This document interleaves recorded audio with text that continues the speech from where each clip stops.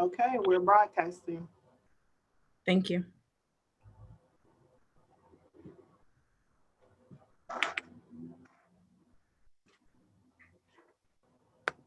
Okay.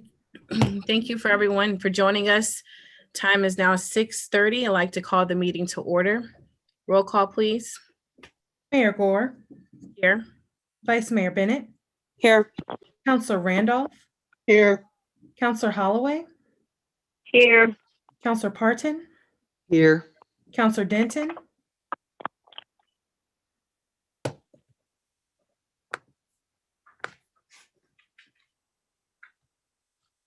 okay, Counselor Pelham, Here.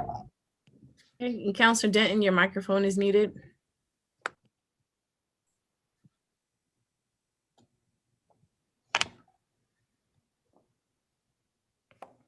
Okay, we'll get started with today's meeting. This is a special meeting to discuss several items. Anyone like to make a motion to go into closed session? I move that we go into closed session pursuant to Virginia Code Sections 2.2-3711A1 to discuss and consider personnel matters, including consideration and discussion of prospective candidates for permanent and/or temporary employment and appointment for the city clerk position. Second. Motion's been made by Counselor Parton, it's been seconded by Counselor Pelham. Roll call, please. Counselor Denton,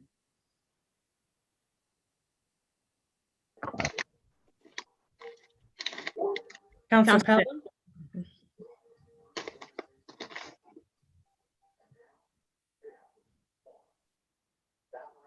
Vice Mayor Bennett, Yes. Counselor Randolph, Yes. Counselor Holloway, Yes. Counselor Parton, Yes. Mayor Gore. Yes, IT will put the screen on for us to go into closed session. I'll see everyone in the other room. Thank you. Did you call my name? She did. Okay. Mayor Gore, Yes. I'm presuming that the city attorney is not needed in this closed session, correct? I don't know as of yet. I got bits and pieces about what we're going to be talking about. There might be questions for you, so I would ask that you just be checking your phone in case you have to come in.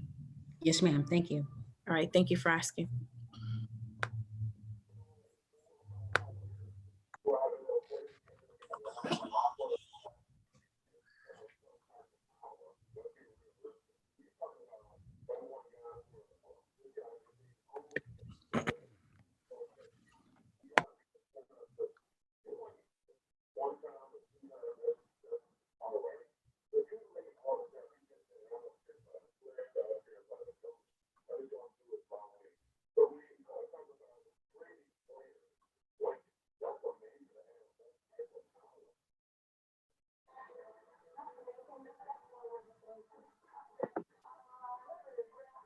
March, can you hear me?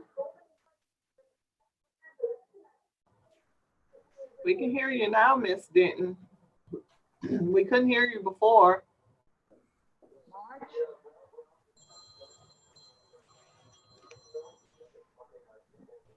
Hey. Okay.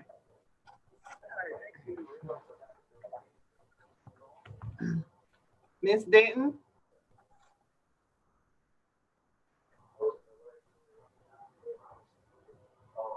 March, Yes, ma'am. can you hear me? Yes, ma'am. You need to go into closed session.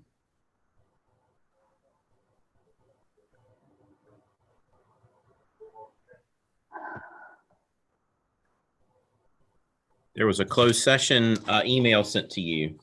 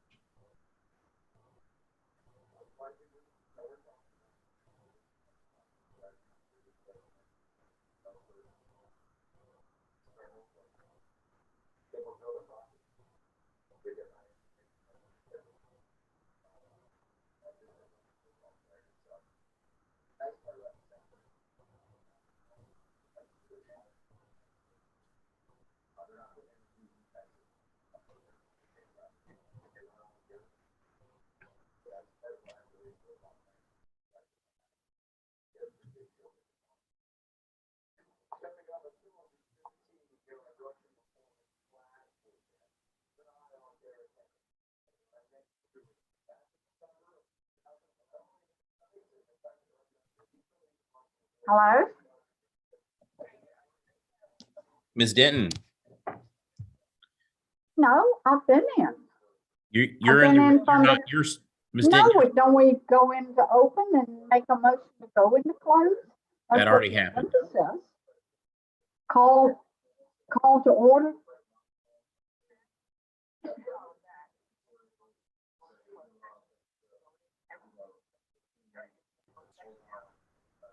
Okay, well, for some reason, I see it on my screen, but I don't have any audio.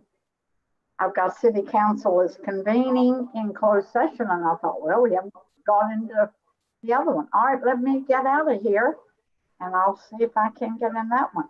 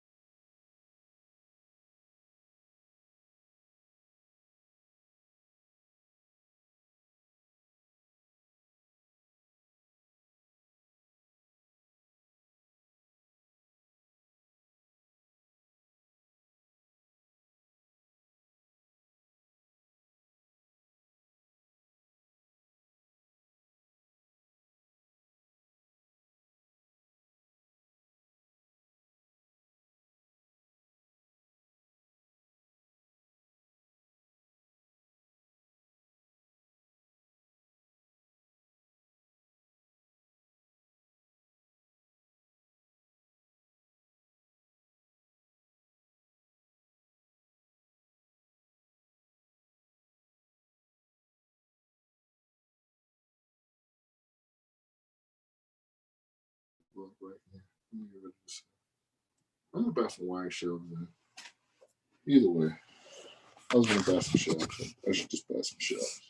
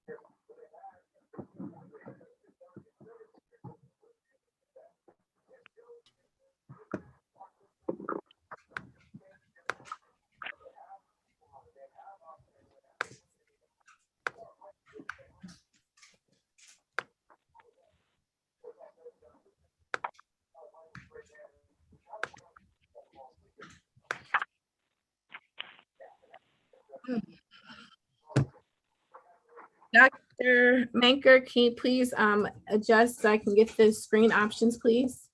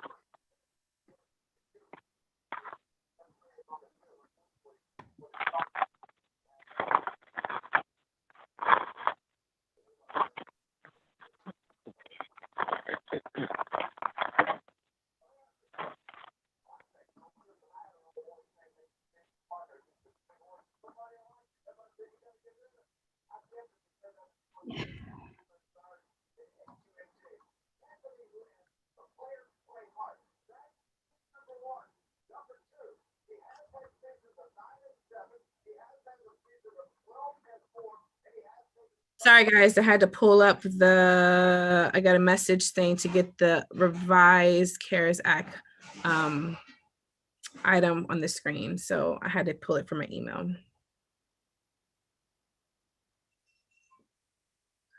All right, I think everyone is here.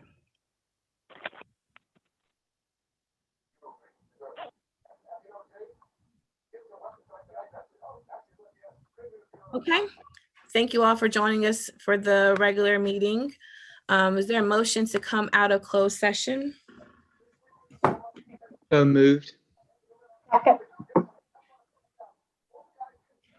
Thank you. Motion's been made by Counselor Parton, seconded by Counselor Denton.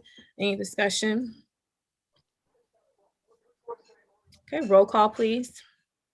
Counselor Denton, Yes. Counselor Pelham, Yes. Vice Mayor Bennett, Yes. Counselor Randolph, Yes. Counselor Holloway, Yes. Counselor Parton, Yes. Mayor Gore. Yes. Madam Clerk, can you proceed with the certification, please? Certification pursuant to Virginia Code 2.2-3712D, where only public business matters, 1, lawfully exempted from open meeting requirements, and 2, identified in the closed meeting motion discussed in closed meeting. Counselor Denton, Yes. Counselor Pelham, Yes. Vice Mayor Bennett, Yes. Counselor Randolph, Yes. Counselor Holloway, Yes. Counselor Parton, Yes. Mayor Gore. Yes. Thank you very much. Like to call the special meeting to order. The time is 7:45. Roll call, please. Mayor Gore, Here. Vice Mayor Bennett, Yes, you're here? I'm here. Okay. Counselor Randolph, Here. Counselor Holloway, Here. Counselor Parton, Here. Counselor Denton, Here. Counselor Pelham. Here. Okay, thank you very much. Is there a motion to amend or adopt tonight's meeting agenda? I move that we adopt the special meeting agenda. Second. Motion's been made by Counselor Parton, seconded by Counselor Denton. Is there any discussion?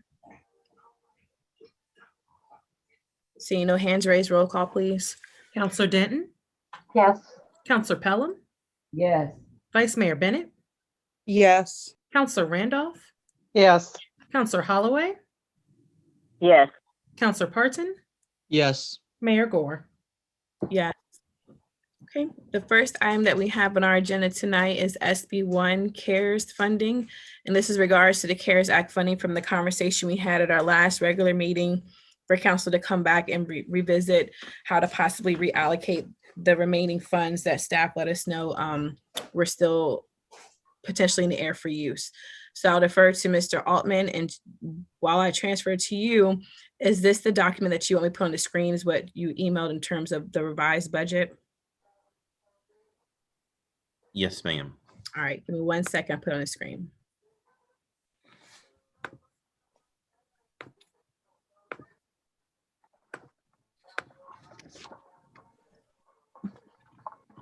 All right, it's on the screen. Yep. So what we have is a little different than what was in your packet. I accounted for some of the items that we are moving forward with and had some additional POs that came in. So one of the big differences, what you see is there's a PPE, third line down, 25,000. So we are looking to go ahead and order some additional PPE, mask and hand sanitizer, anticipating doing a third distribution probably in the February timeframe. And so we had been kind of talking about this at the previous meeting, the December 30th and January 15th dates that kind of change.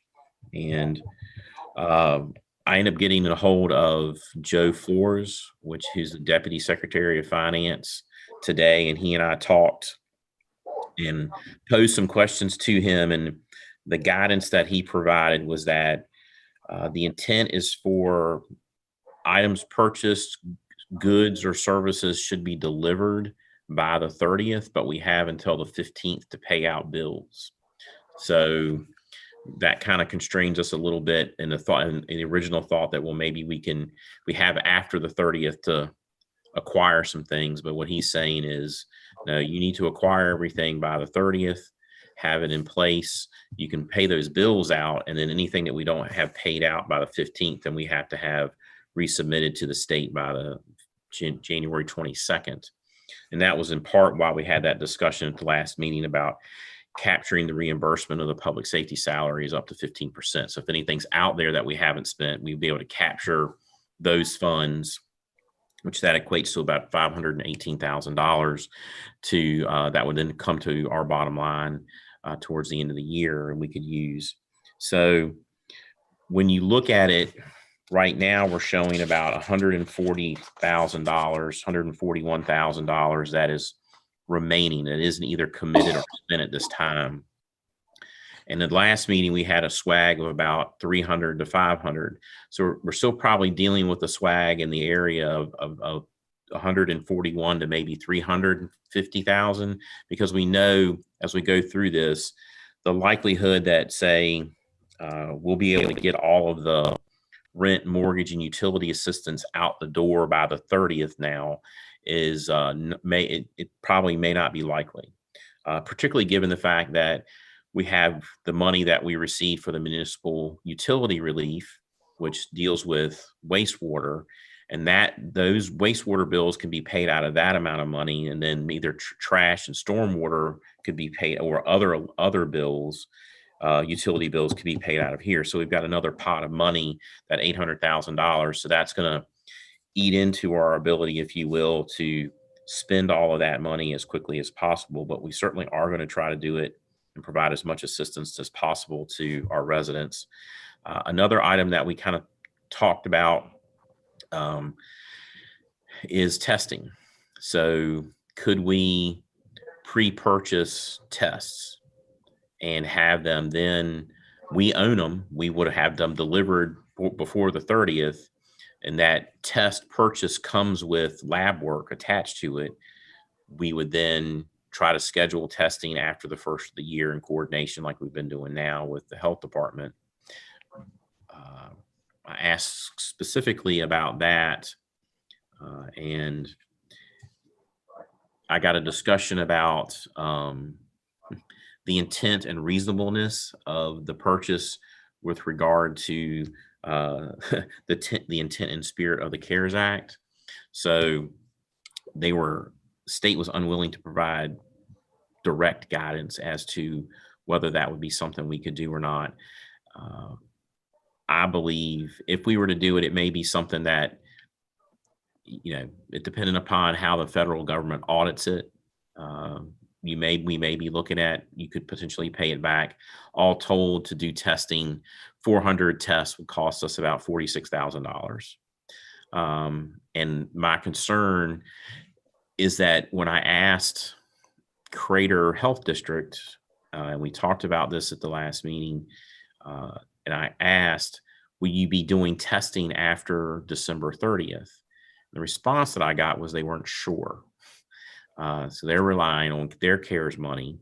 But I did find out today through my conversation with Mr. Flores that they should have funding, a different source of funding to do testing. But like we know, Crater we're in one of 8 communities and they're rotating that testing around. So if we want to continue the testing at the level we're doing now, we can pre-purchase those tests. And we just have to understand, if we do that, we may find in an audit that they decide it wasn't appropriate, but it's $46,000. I again have difficulty with all of this because on the 30th or on the 15th, coronavirus isn't going away and we still have to deal with it, and we have to provide some service to our residents. So this is the difficulty in it. If council, we can move forward. We can do the testing. We can purchase the test kits. We are going to probably purchase some test kits for our staff, or particularly our first responders, our EMS. They're being trained on administering it, so they could test themselves. If we could test our own employees, should they be exposed.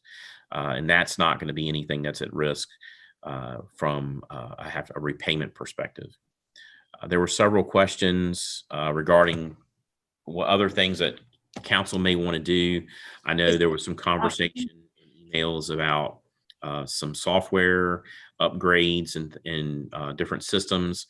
I would say at this point, I think Dr. Manker and her staff have their hands full with implementing and getting the citywide Wi-Fi implemented, to probably not be able to address any other items right now, given that they also are faced with a December 30 deadline to expend those funds, and we need to focus on that. So I don't know that I would recommend at this point in time purchasing some software for implementation, just given all the work that I know that she and her staff have on their plate at the moment.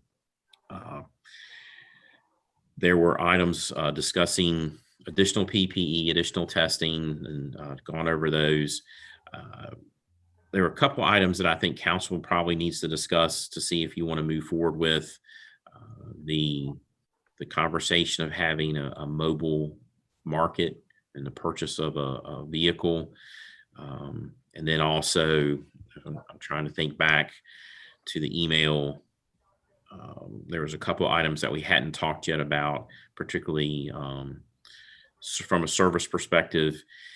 I think it's trying to launch a program and some of these things with less than 2 weeks to go, really from a work perspective, with the holiday next week, is going to be difficult to get accomplished by the 30th. And it's unfortunate that we're at that point in the calendar. So I think it's going to be a little difficult to get some things done in that time frame, just to get things out the door. But I'm happy to have a conversation about any thoughts that council has with regard to expenditure of the funds. I would note that additional donations to nonprofits was mentioned. they're under the same requirement to spend those funds by the 30th. So while it may get out of our pocket, it's in someone else's pocket, and they're going to have to try to get it spent as quickly as possible also. So those are just some comments with regard. My thought had been, because council will have a meeting on the 12th of January is your first regular meeting, and our deadline to have all the bills paid is the 15th. We come back to you and just give you an update where we are with as far as expenditures at that point in time on the 12th. So we know what we're looking at, and council approved the up to 15% reimbursement of the public safety salaries at the last meeting. So we'll have an idea of how much money we'll be able to capture there at that point in time, and bring that update back to y'all. Certainly, if council wants to entertain any additional types of expenditures, let's have a conversation so we can start.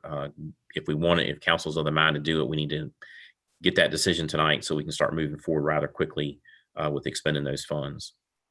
Any general questions about where we are or what we're doing, I'm happy to answer. Thank you. And just so that the meeting doesn't go in two different directions, I know people have ideas that they want to discuss. So before we go to new ideas, can we just make sure our questions are directed to his presentation now? And then after everybody has a round of asking questions, then go to the idea section so that we're not jumping over or get bogged down in one conversation. Councilor Randolph? Thank you. I don't really have a question, but I just wanted to make a comment that I can see us taking the risk, because I think that testing at $46,000 for future tests will be important in the next coming 2 to 3 months. So I'm in favor of us moving forward with that, even though there is a risk that we might have to repay it if auditors are not conducive to how we did it. That's all. Thank you. Thank you. Does anyone else have any questions? Go ahead, Councilor Denton. Mr. Altman, you mentioned a mobile purchase. What were you thinking about there? Well, I think that's one of those, the other direction that the mayor was talking about. So ideas.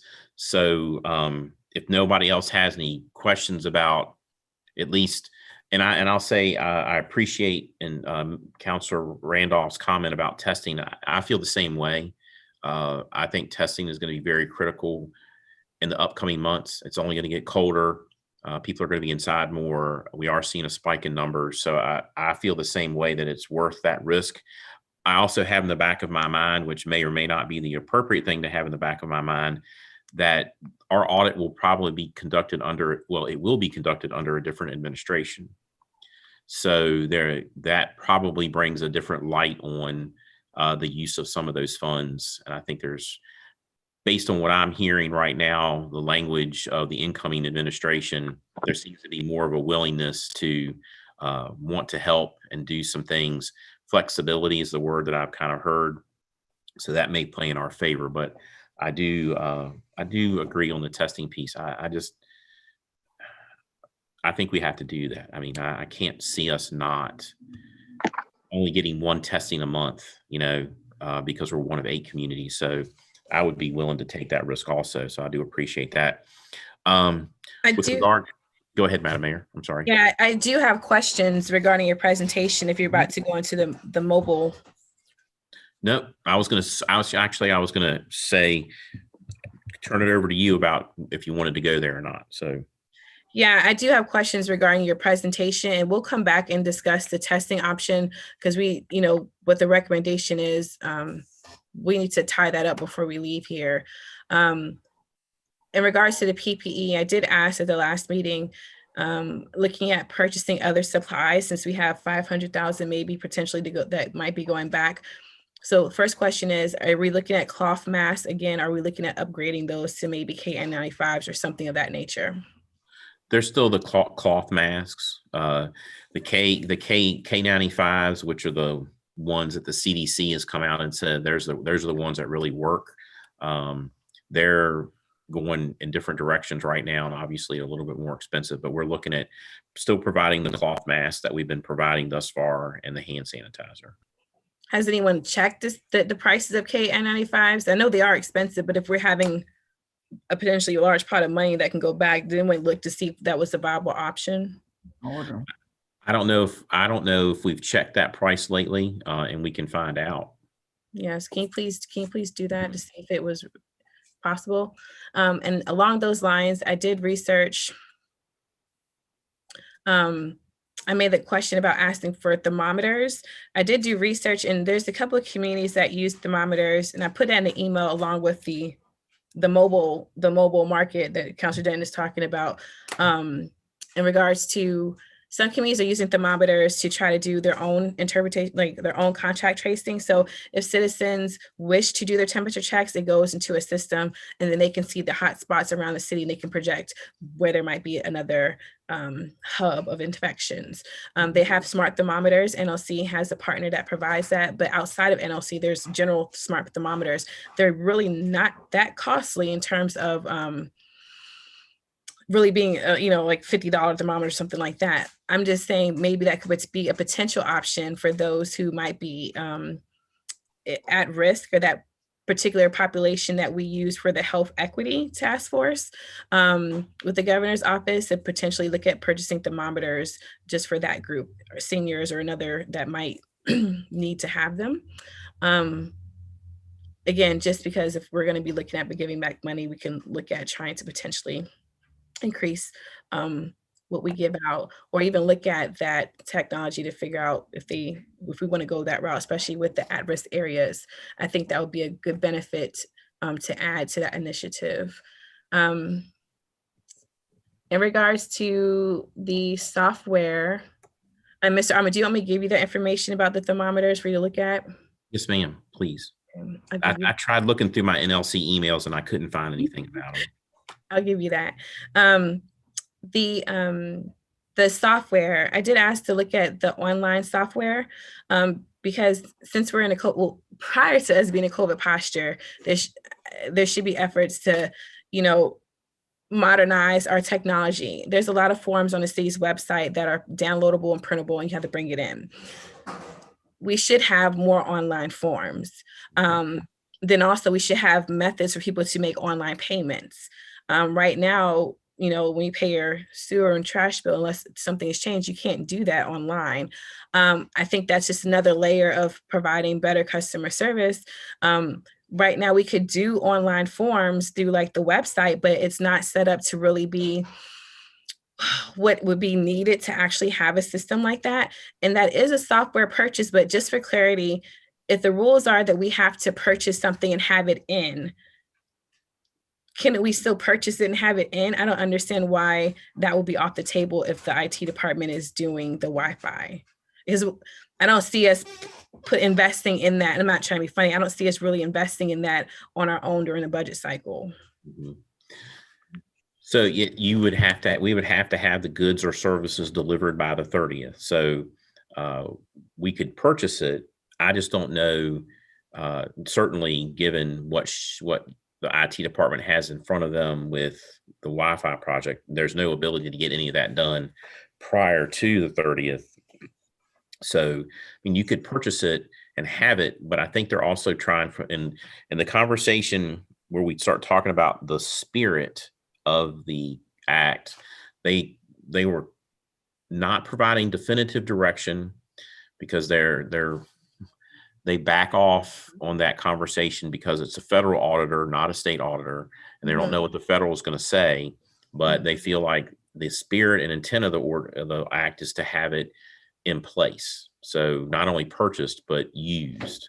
So what is that like? Can Dr. Maker answer the question in regards to what would it take to get that in process? I'm not trying to overwhelm them, but is that something an outside vendor can do, or is that something that would take all of IT staff to generate?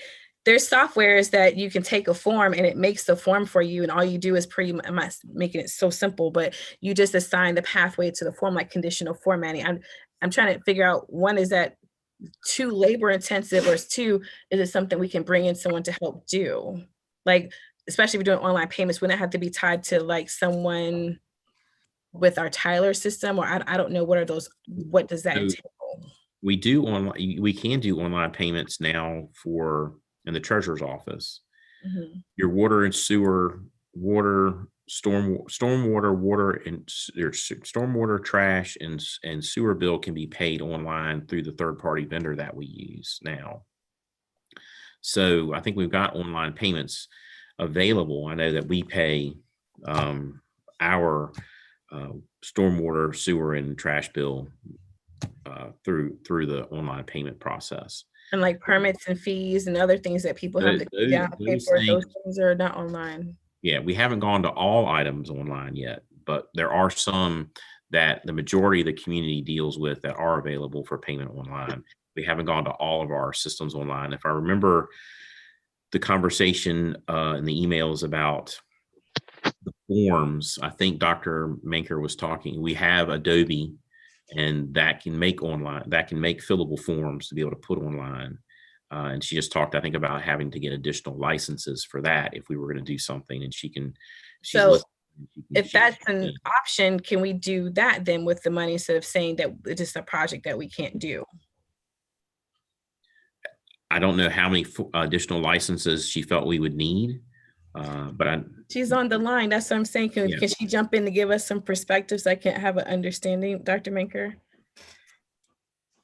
Madam Mayor, and members of council, I think you guys are having like several discussions in wrapped into one. So let me try to pick apart some of your questions. We do have online, we do have Adobe, which will allow us to help create forms.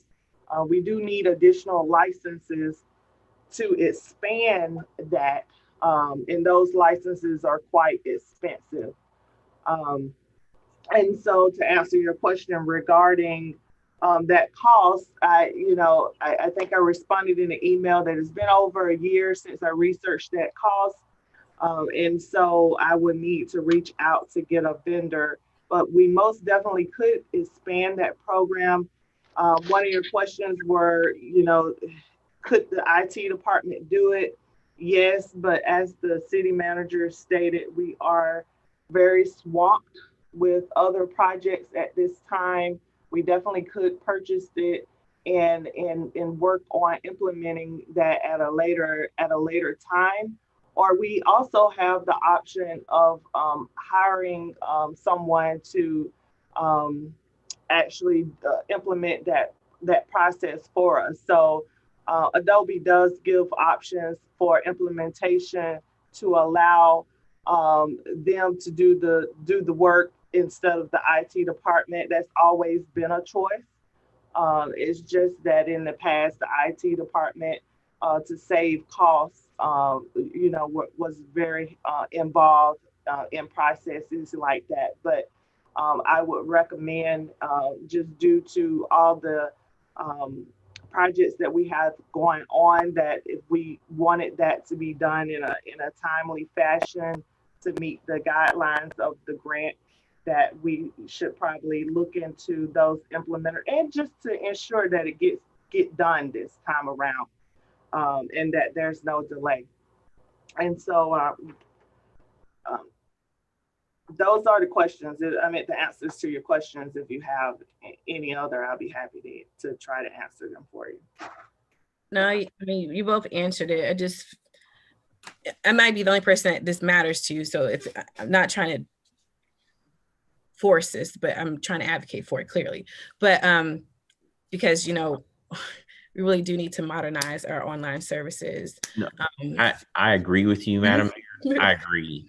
So this is going to be similar to the testing.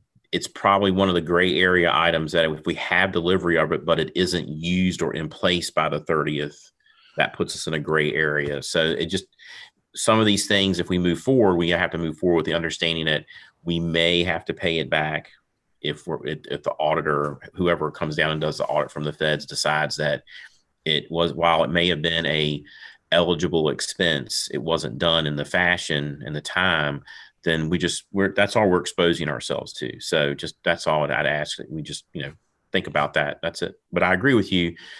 We do need to enhance our online presence from a payment perspective. Certainly being able to receive and process building permits electronically, all of those, we have to modernize our system to be able to do that. Thank you. That's all the questions I have. I'll save my other remarks for ideas until after council does that next round. Councilor Randolph has her hand raised, and then Vice Mayor Bennett. Yes, ma'am. You talking about thermometers reminded me that I had a question. I don't know that I'm a proponent for individual thermometers, but at some point in time, all of our buildings are going to need thermometers, and I don't know if they have them for utilizing when we have appointments coming in, or if we start opening up a little bit more. Would the potential purchase of more thermometers for usage on people coming into the city buildings to open them up a little bit more be something that would be realistic, Mr. Altman? So good question, Councilor Randolph. All of our city buildings have thermometers in place now. So as when you come in City Hall, there's the computer with the thermometer there at the back door. All of our buildings have already been outfitted. We did that very early on in the process, and not only for visitors that may come into the building, but staff has to go through it every day and do a temperature check every day and record that. So they're all in place already in all of our buildings. I guess what I'm asking is, would more of those to give to buildings or city buildings be more helpful to not have a backlog of one funnel place, but maybe 2 or 3 where people could come in and get checked? So we purchased enough for each building to have 2. We were anticipating having a staff entrance and a public entrance at some point in time. Right. Not all of them are set up at this point, but we did purchase additional systems. So your thought is we don't need any. Okay. Not at this point. Okay, thanks. Vice Mayor Bennett. Yes, thank you. I'd have to agree with Mayor Gore when we talk about the access as far as downloadable forms, things that you can actually do online, because that would probably be part of the social distancing aspect. If you have to print something down online, print something down is just like our TBRs, or it's anything, it could be bills. You have to physically drop them off, certain items. But I understand the point where even if we did purchase it, we wouldn't be able to roll it out within the time frame within the grant. So that's probably something that I would like to ask to look maybe in the future to really modernizing our systems, because right now it could be COVID, it could be something else where we'd have to shut down again. So that's just an idea that we do have to look at further down the line. So that's all I had to say. Thank you. If anyone doesn't have any questions, I guess we'll pivot to the idea portion and pausing to make sure. All right, Councilor Denton, you did have a question regarding the mobile market. I just was asking him about the purchase of the mobile. That was the only thing I said. Yep. Okay. All right, Mr. Altman. So there was a conversation when VCU students came down and did their part of the food desert study about having a mobile market, a kind of a mobile farmers market, if you will, that would provide fresh foods that similar I guess you could say similar to how the schools deliver their Right. meals to their students during the summer, and we're doing it when they were shut down at the end of last school year, going through the community and still, I think, still providing the meals to the community. You would have a fresh mobile market that would ride through the community and offer the opportunity for people to purchase fresh vegetables in areas where there are food deserts currently, that people may not have access to, say, Randolph Market or Food Lion. And I'm guessing last time I was in SNN, they had some level of fresh food in there. So if they didn't have immediate access to that, this would provide access to areas which didn't. Or if the only place that someone had access to was the local mini mart and all they did was sell candy and ho-hos and Twinkies, that's not fresh food. So this would have an opportunity to go in and provide fresh vegetables or fruit to people, and that would need access to it. I don't know how. I mean, it would really depend on what we purchased as to what it would cost. I mean, if we're talking about we're not talking about some, expensive suburban or something like that. You probably look at something like a delivery truck more that you could put shelves and racks in, that you may be able to think about like a food truck that you could pull up, open a window or open the back doors and let people come in, get things, come out and pay for them. So maybe a delivery truck or a bread truck or something like that you could retrofit. I don't know if they come already outfitted. It's not something that I've seen, but I don't know if they're available. So that's kind of the thought that was coming out of the VCU study, to provide access to people and to fresh food. Right now, we know we have some food deserts in the community, and just the ability to reach out and help those individuals and get fresh fruits and vegetables to them was really the thought there. So, Mr. Altman, would that fall under the CARES? You think that expenditure would fall under the CARES Act? I think it's similar to providing support to restaurants. So this would be kind of like a delivery support system where we're social distancing now. People that aren't going out or don't have access, even though there may be public transportation, you have to social distance on that public transportation. So that limits the number of people that can utilize it. So I think that if you move forward, it could be looked at as an eligible expense because of social distancing and the inability for people today to access existing current points within the city. So I have to ask, is Santa driving by your house, Madam Mayor? Santa Claus is out and about this evening. Oh, no. My dogs are about to go like absolutely crazy. They bark at the siren. Yeah. He is out and about. I think the third night he wasn't out the other night because it was raining. So he's out and about again this evening. So I figured when you started laughing, that's what it was. So Mrs. Denton, to answer your question, I think, yes, it could be an eligible expense. Again, just it would be something that if council was interested in doing, we'd have to move pretty quickly on to make the purchase and whatever we needed to do to make that happen. But I believe it could be an eligible expense based on what the constraints and parameters we're dealing with right now. How do you get that implemented before the 30th? Well, I think in this instance, you would talk about just the purchase of the vehicle and buying the vehicle by the 30th.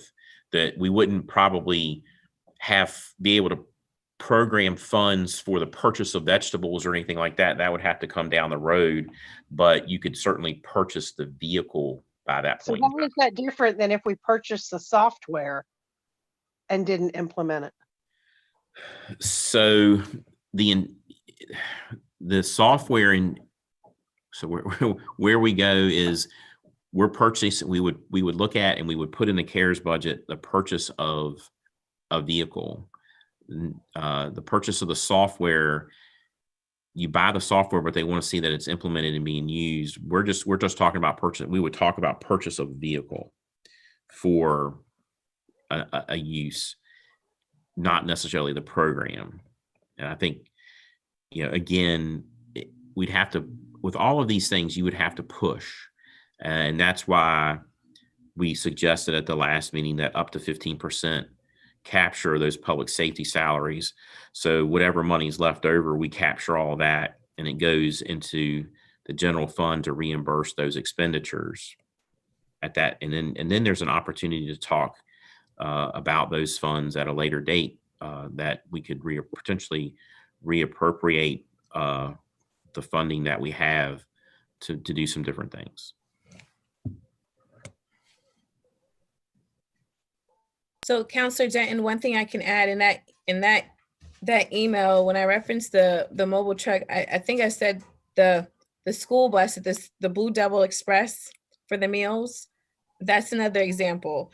And Mr. Altman, when you look into that, I don't know if they did something to their bus to make it be the way it is, but they have a window, and then inside they have a refrigerator and like a, I don't want to say like kitchen, like the stainless steel table for you to cook on. I would think that whatever truck council wants to move forward with this, we need to have a place to refrigerate, because we're talking about produce, and then also some type of sanitary table to put them out on. So instead of looking at completely retrofitting, maybe asking the schools if that is something that they put together, or is that something that you can get from like a school supplier? Yeah, thank you. The bus, so I mean, it's big. Yeah, I just think that if that's something that we can spend by the end of the December, and is something that would certainly be used in our city, it needs to be looked into. If possible, go ahead and get it purchased. That's my thoughts. And thank you, Councilor Randolph, for your question, because that was my question too. I don't see the difference between the truck and the software at all. I mean, they're just being purchased and not used yet. Council will have to look at that. But I think without speaking for Mr. Altman, I think the idea that might be preferred would be to use the money for public safety so we can get a larger chunk of money spent, and then that would free up our budget money. Then he's saying come back and have these conversations. And if I'm on the same page, I understand that philosophy, but my concern would be if council were to go that path and not look at really trying to purchase these things and also be on the safe side for future potential audits, would be that whatever we give for the public safety to get that money back in our budget, that we commit that money would go towards these same concepts, not saying we got more money in our budget now because we were able to supplement for the CARES Act. Here's some other products that we can do, or say that's just something we could put in savings versus trying to reinvest it back into these CARES Act initiatives, whatever we come up with.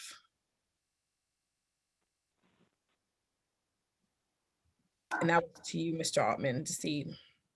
You're going down the same path that I'm going down.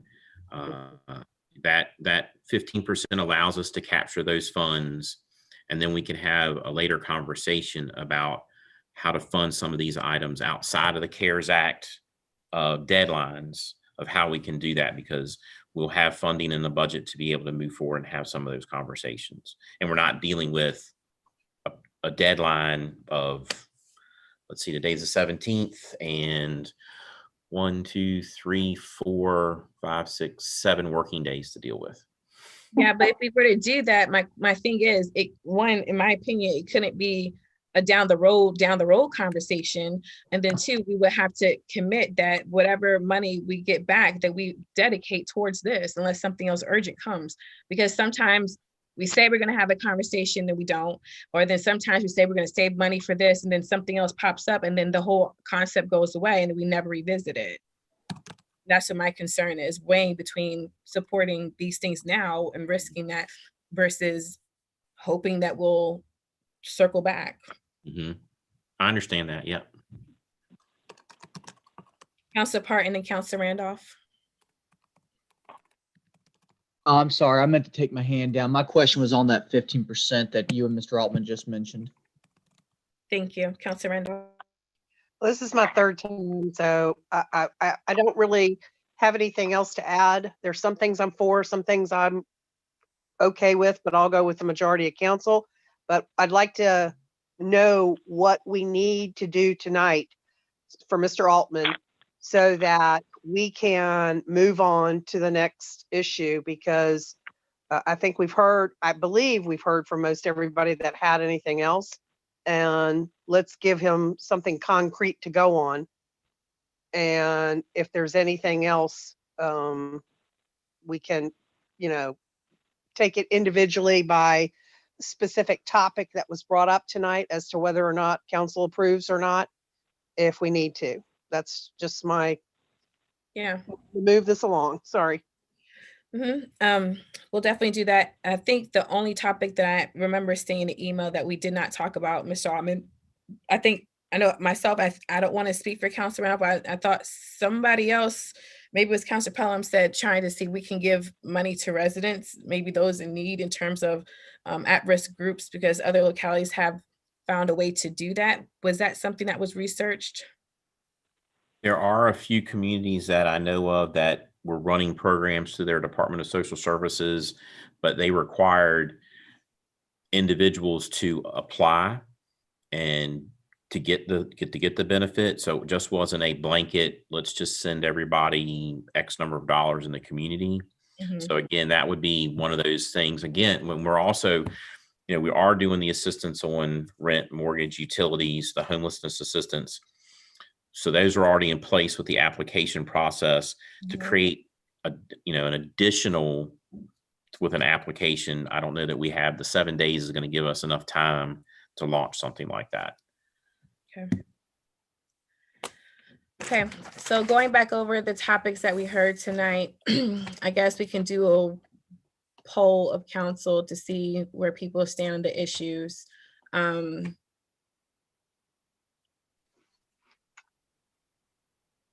think the biggest things was Mr. Altman say he'll look at the PPE to see about the upgrading the mask, if it's feasible in terms of timely fashion or costs. Say we'll look into the thermometers, but that's still up in the air. But the only things that I guess he needed direction from tonight regards to this that needed some closure was the additional test, the software, and then the truck. And then the last option would be to potentially not do any of those and then to give the money to the public safety for it to be reimbursed. Would you probably say that was accurate, Mr. Altman? Yes, ma'am. And at the end of the day, any funds that we don't spend, we're going to put towards the reimbursement of those public safety salaries at the end of the day when we get there. So since council approved that at your last meeting, that's why when we did that was up to 15%. So whatever's left over, we'll be able to capture what we don't spend. So that's our safety net, our security blanket, if you will. Okay. So testing, software, truck, or public safety, or any mixture of the above. I'm going to give the 4 categories again before I go calling on people. So Councilor Denton, do you have a preference? So Mr. Altman, we can put people's feedback down to do a tally. No, I think. What did you about to say, Mr. Altman? I was going to say, to clarify, council approved the 15% at your last meeting. Yeah, so we don't really need to do anything, right? Right, but no, what I mean by the 15% was to just not do anything with the money and just give all of it to the 50%. Or, yeah. Yes, that's what I'm because we only have 7 days left. I'd rather not do something hastily, and let's think about it a little bit more. I'm for just recapturing the 15%. With the 500, up to 500 that we have left over, right? Yes. Okay, so to make sure we're on the same page. All right. Councilor Parton. Yeah, I'm fine with just recapturing all the money, and then we can come back in the future. When the money is freed up, we can use it for what the need is at that time. Okay, Councilor Holloway. I agree. Okay. Vice Mayor Bennett. I just have to say, I think that, it is a tight crunch. For us to, and I just want to put us in a a tight spot where if we get audited, we may have to pay the money back. If there's a safety net already out there, yes. I just don't see the need to have that risk right now. So what option are you going with? I don't want to put words in your mouth. Okay, Madam Mayor, I'm sorry. Can you repeat the options again? Yep. Support testing, support software, support the truck, or just support to not do any of those and to give all the remaining money towards the 15% reimbursement. Give the money for the 15% reimbursement. Okay. Counselor Pelham. Same. Hey, Counselor Randolph. Well, I'm going to say additional testing is a must for me. Doesn't matter, the vote's already, got the majority. We're already going to do additional PPE is what I heard Mr. Altman say. I would be for putting the N95s in there if that's going to happen, and doing the additional testing and then the rest to the 15% or whatever percentage that allows it to be. And then for me, I actually support what Councilor Randolph said in terms of looking at seeing how we can do testing. But then if we can't do that, definitely upgrading our PPE to a higher mass other than cloth, whether it be K95s or N95s. But So- for the tally, we have. Can I ask a question? Not to belabor the point or make you go through the roll call again. Well, I guess my question was, is it an all or nothing thing? I mean, if we support testing and then say I support testing, but I think whatever we can't do should go to 15%. But that's what and maybe if I wasn't clear, I was saying, here's your 4 options. You like testing, say you like testing. If you like, what I say, the truck, you like software, or you don't want to do any of that, you want to go towards the 15%. So if I wasn't clear, it was like a Mitch and match, if you want to, kind of like what Councilman Randolph said. I like testing and I want this too, but if whatever is remaining, go towards the 15%. Someone could have said, I like the truck. Whatever's remaining, go towards the 15%. So thank you for pointing that out, Mr. Altman. If that wasn't clear for everyone, does anyone want to change their position before we, kind of say what the tally is? Yeah, I have no problem with what Councilor Randolph said. I do think we definitely need the testing. And if we can capture it in the 15%, that's wonderful. But I think to the citizens of our city, we do need that. So yeah, I'd like to add that as well. The rest go to the 15%. Anyone else? Well, Mayor Gore, I when we talked about the software but talking about the software, we talked about we could purchase it, but we wouldn't be able to roll it out in the time that would be necessary for the auditors. I would totally back up the software because of the situation that we're in, and it'll actually prepare us in the future. But if not, then I'd have to say, yes, I'm just going to go ahead with let's capture the 15%, and that's it. If we could do the software, yes. Yeah. So there was an option to have somebody come out. Do we know roughly, Dr. Maker, if you were to try to reach out, could you get someone to come in to do that within the next 2 weeks, or would that probably out of the box no brainer that it's not going to happen? Madam Mayor, that's something that will be done totally online by the vendor. So no one would come out Right. to, if council chose to choose the option to have someone to implement the software on our behalf, that those individuals will actually do that from where they are. We would be required to send them the documents and everything else for them to get started. Yeah, that's not gonna work.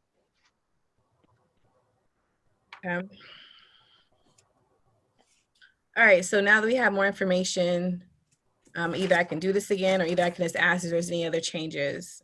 Vice Mayor Bennett, does that change your position to 15% in the software? Yes. All right. Anybody else? I mean, I'm all in favor of these items, but I still think we ought to just let it all go to that 15% and then spend it from there. So then that way we don't have to worry about these items being audited, but. Well, that was, the option was if it could Yeah. be completed by somebody. So does that change your position, or are you still with this 15%? I mean, I'm still for the 15% and then just pay for these items after we get reimbursed for it. Okay, so I'll just tweak mine to say for the testing part, hopefully we can get clear guidance, because I do not want to be dinged for that. So I can definitely support the testing. We can get clear guidance from the state. I know they want to be clear, but I did reach out to Mr. Altman regarding what I was told from the treasurer's office. So my position on testing would really be the same or change if we can get clear guidance on that. But I definitely support the software if we can get someone to come in and do it. With that said, we have three people that said supporting testing.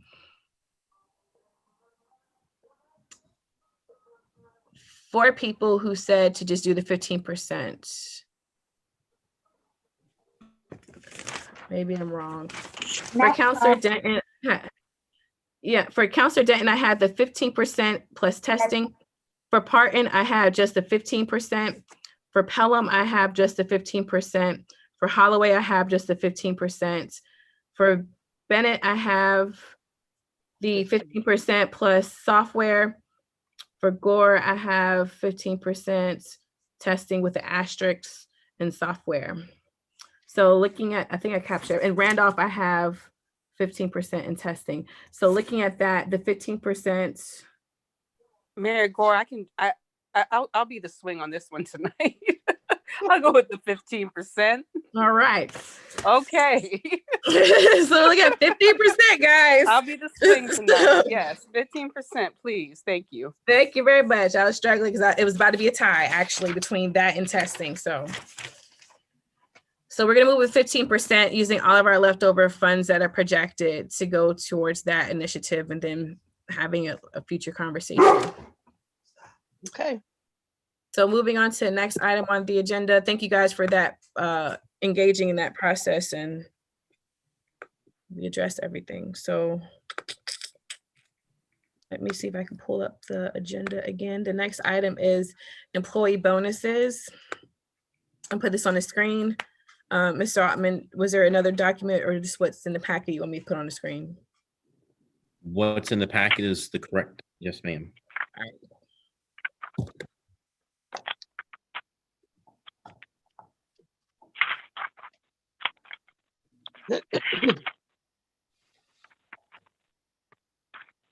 All right, Mr. Ottman, on the screen. So what we prepared for council, I will call a menu of options. We looked at obviously at the top line is our total number of active employees in the system. Then you have the number of employees that were receiving hazard pay, which gives you the remaining eligible employees. All of our employees is 307. If you just look at full-time only, it's 257 employees. Part-time is 50.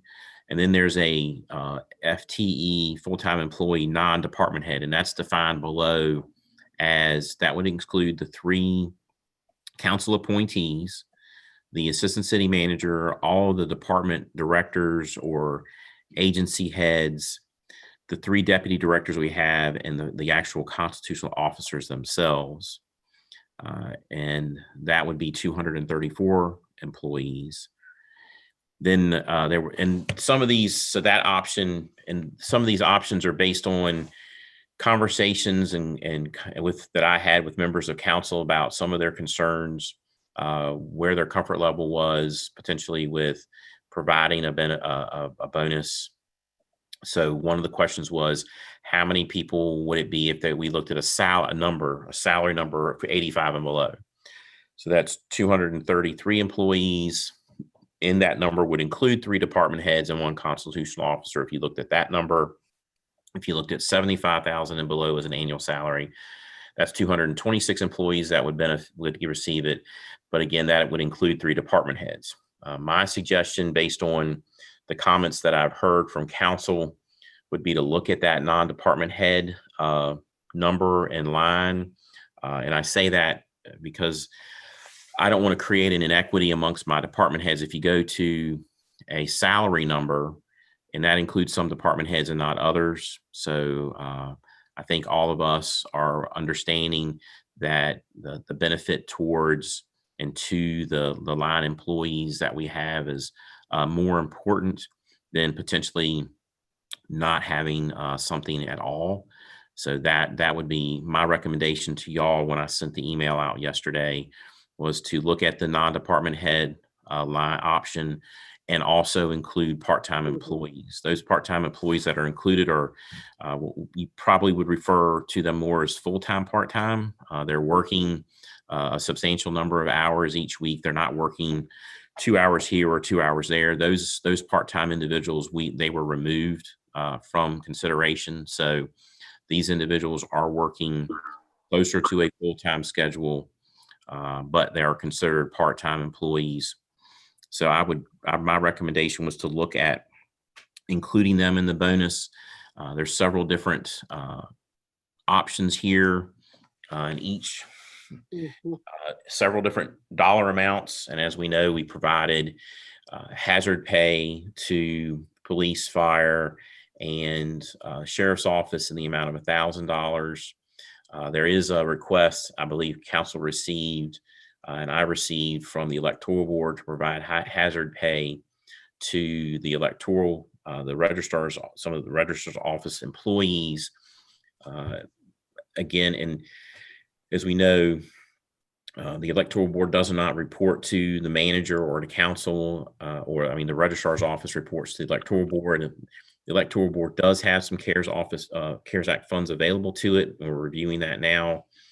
And if indeed they have the funding, they can do that hazard pay request. And if they do that, then we will pull those employees out of the bonus pool, because they would be receiving the hazard pay that the electoral board determined. So we would pull them out of the bonus pool, and that would drop our number by 4 or 5 employees.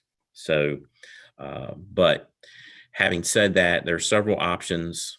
If you gave a bonus to all full-time employees only, if you gave them full-time employees that are the non-department heads, all full-time and part-time, all non-department heads plus the part-time people, and then you get into the salary numbers plus part-time, and then ultimately you get into the same scenarios, but looking at providing part-time employees half of the amount that the full-time employees get. So it's really a matter and a preference of where council would like to go. My recommendation, I sent an email out today. I know that there's some thoughts as to trying to get towards a number. My recommendation would be that we look to try to stick around a maximum allocation of about $250,000, whether that be above or below by a little bit, but around that.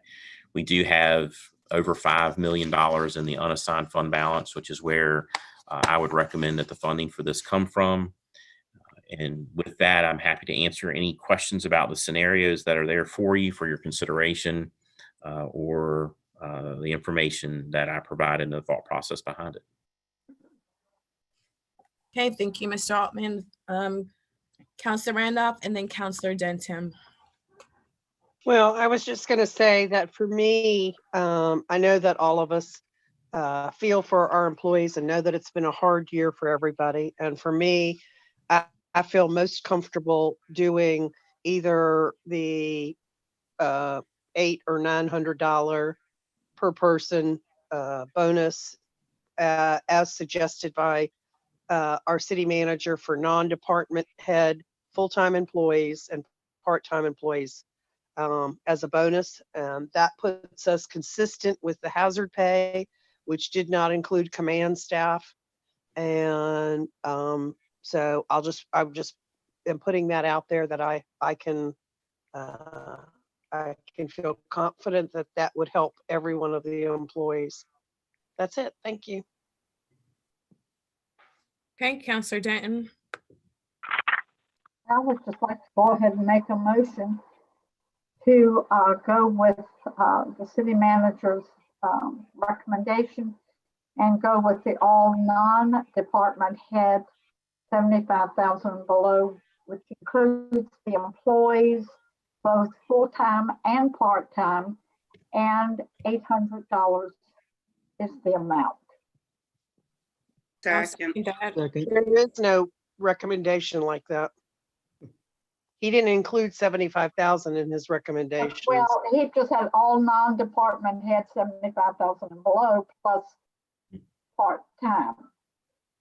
So my recommendation was. Well, just 1 second before we all jump in. You have a motion on the floor. I'm sorry. Yeah, Madam but yeah. and it was second. I seconded and some other people seconded. So whoever wants to keep the second, I'm happy to oblige, but let's get that finalized first for the record. Then we'll go back and address these questions. I'm fine with sticking to the second or giving it to somebody else who mentioned, it was like 4 people who said something. I'm okay with you having it. Okay. I'll take a second so we can go forward with discussion. So it's just on the record for discussion. Now, for point of clarification, Councilor Denton, your motion is what your motion is. So let's Mr. Altman address the question. And if you need to adjust it, then we can do that, okay? So Mr. Altman, you want to go ahead? So the recommendation that I provided in the email did not include tying it to a dollar amount. Right. So it was just for all non-department heads and part-time employees. I don't want to utilize the 75,000 or 85,000 because that put some department heads in the mix of getting it and others not. So from a equity perspective, we can take them all out and just concentrate on the line employees receiving the benefit. I agree with that. I was just reading the heading at the top. It said non-department. Okay, maybe I've got it all. $75,000 from the motion, correct? $800 to the full-time and part-time. Yes. Okay, so Ms. Brown, do you have that motion? I'm fine with that amendment. Ms. Brown, do you have that motion clear that she's just striking the 75,000 amount? Correct. Okay. Ideal point of information, Mr. Altman, does that motion carry over with the registrar's office as we just discussed pending their numbers?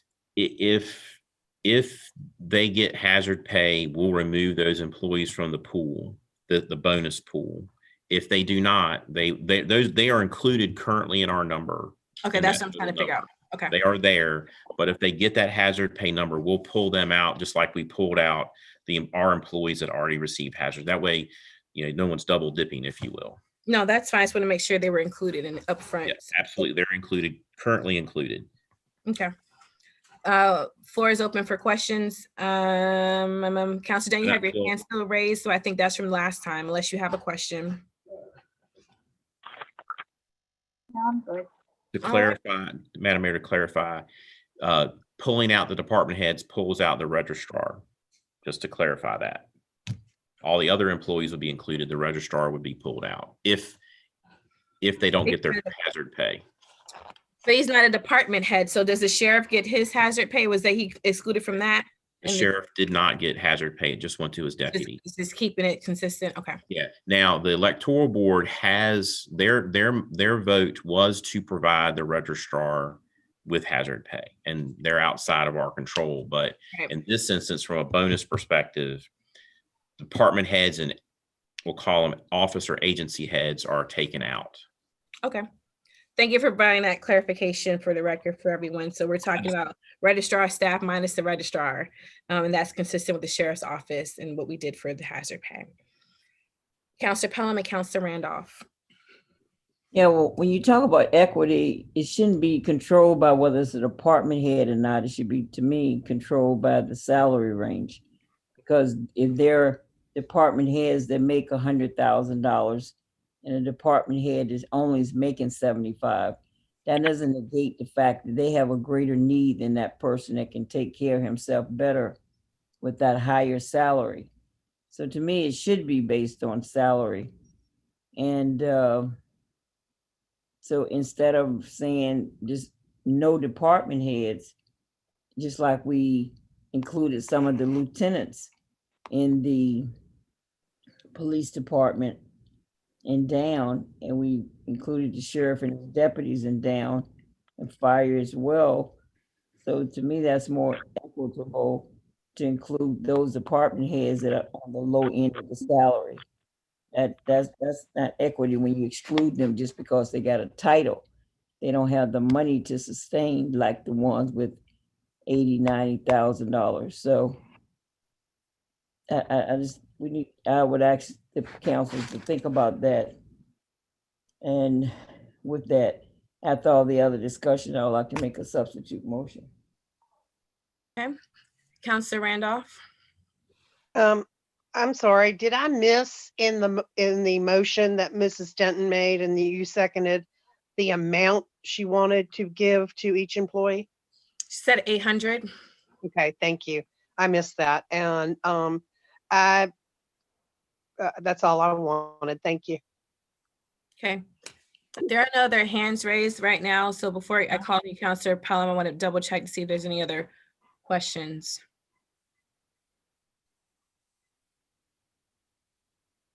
I do have a question, Mr. Altman.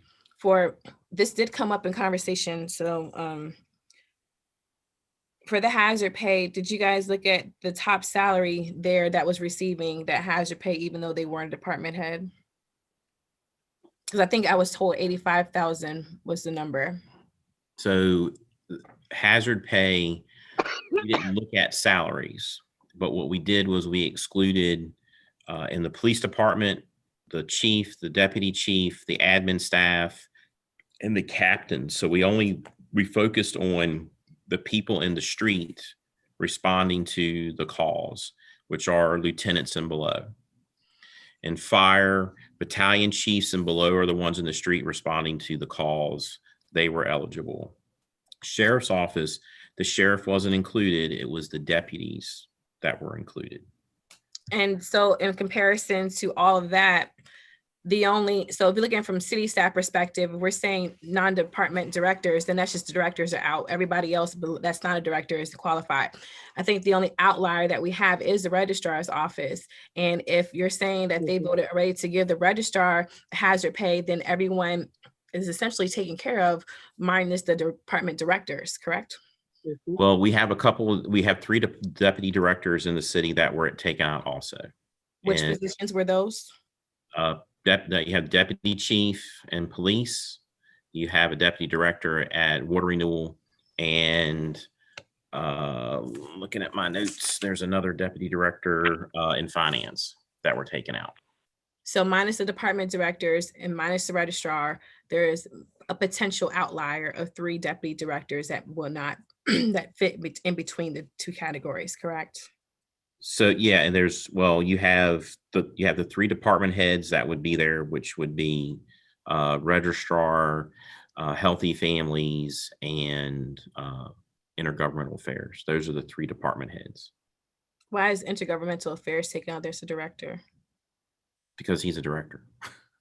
Oh, I mean, no, I'm saying, why'd you say the outliers? That would be if you get into the salary number. Oh, okay. And that's the point I'm making.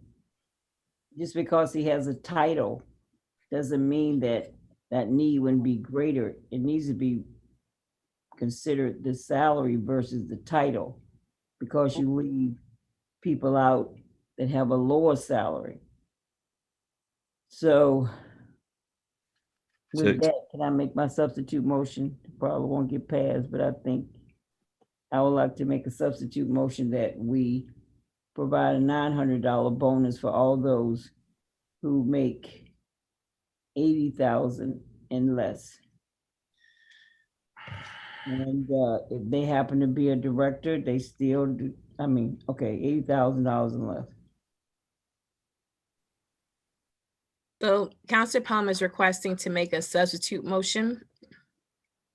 So we'll be voting on the substitute motion if there is a second.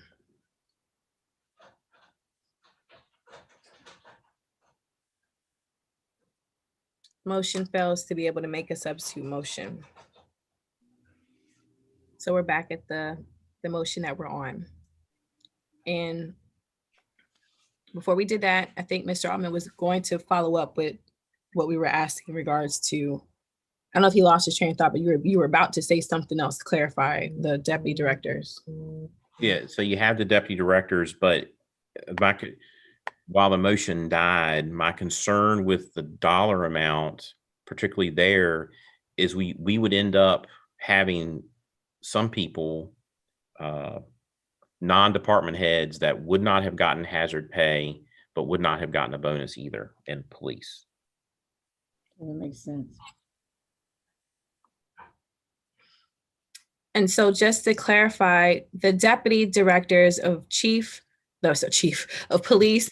wastewater, and Finance.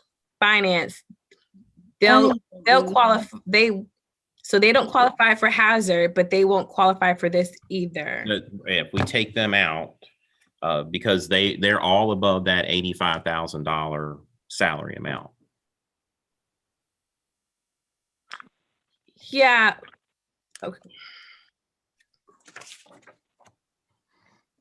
So I kind of feel like it's two coins of this, it's two arguments of the same coin. So either we're going to do a dollar threshold or either we're going to do a director threshold, because the three of them will be singled out because they're not a director. So they get automatically, they should be left in the pot, but then they're excluded because they make 85,000, higher than 85,000. But does not defeat the purpose of saying all the directors are gone? Well, same thing with captain. Left them out. As you said, the fire department and the others, they got the captain, their leadership qualified for hazard pay. So how would that differ from the deputies? The captains didn't. You said they didn't? In police, they didn't. Correct. Mm-mm. Yeah. Okay, so it's not just the senior, it's not just a director or the captain, it's the senior leadership that was. So Right. in the Okay, police that makes- department, hazard pay was awarded and provided to lieutenants and below, those individuals who were on the street responding to issues and calls. Same thing in the fire department. However, in the fire department, battalion chief and below, they all respond to calls. Battalion chief responds to calls for EMS. So, and all those positions are hourly positions, not salary positions. But they make $85,000 and above. Not the battalion chiefs. In the How much? police department, the captains make above the $85,000. They make in that range. So if you were to use that number, you may exclude them from a bonus and we would have excluded them from hazard pay. That's why I looked at non-department heads.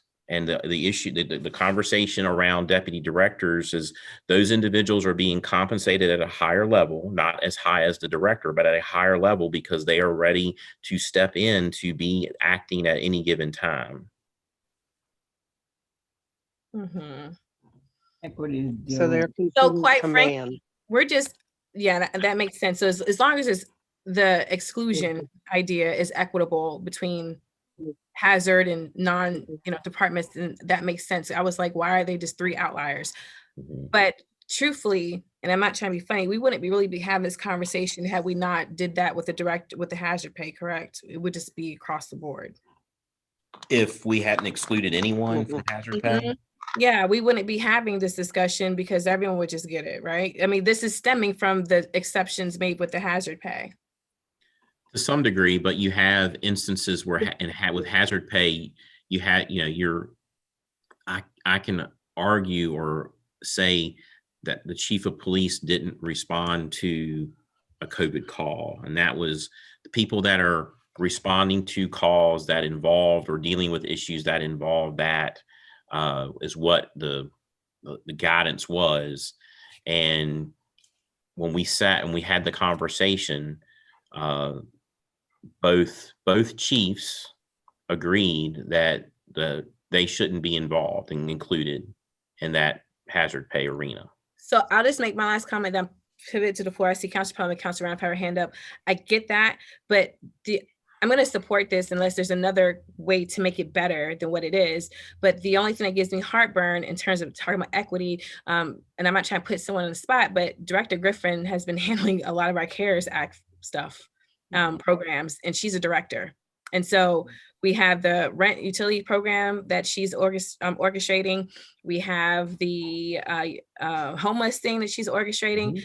We have the director of IT who's going to do our whole broadband thing. So, I mean, they may not be in the field doing stuff for COVID, but they're actually doing a huge projects for the COVID stuff. So, I mean, I kind of think about workload and work-life balance and the fact that, but then again, someone could argue, well, that's why they're directors, they get paid the big bucks. So, I mean, it's just a toss-up, however people want to look at it.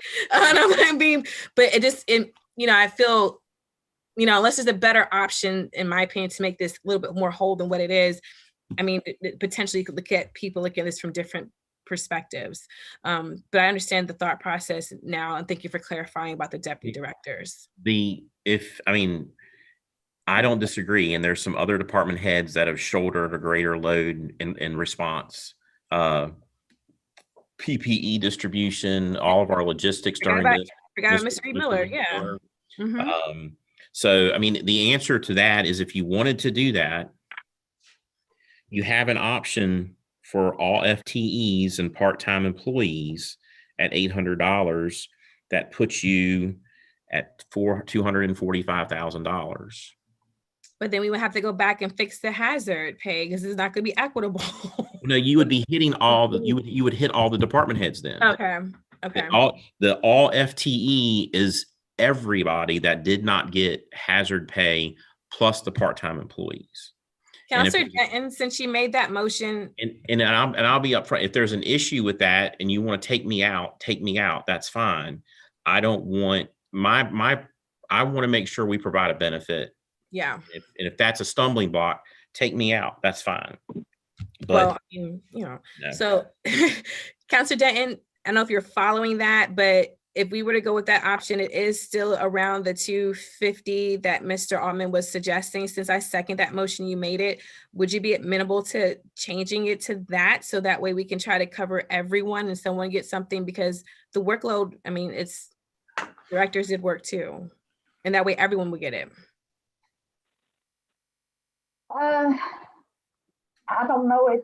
It's no way we're going to make it equal for everybody. I mean, I think he just described that way would give everyone something, if I'm not mistaken, right, Mr. Altman? That if you if you move your cursor up just a little bit. Up this way or up the other way? Right there. So that right adjacent to your cursor is the all FTE, all part-time. So the all FTE is everyone that did not get hazard pay. So we take our, all of our active employees, subtract out those that got hazard pay, and that's what's left from a full-time perspective. Then you put the 50 part-time people in, and that's where you get the $800 comes out to the $245,600. And that puts you at $800. And it puts you within that $250,000 range that I was thinking about as a max.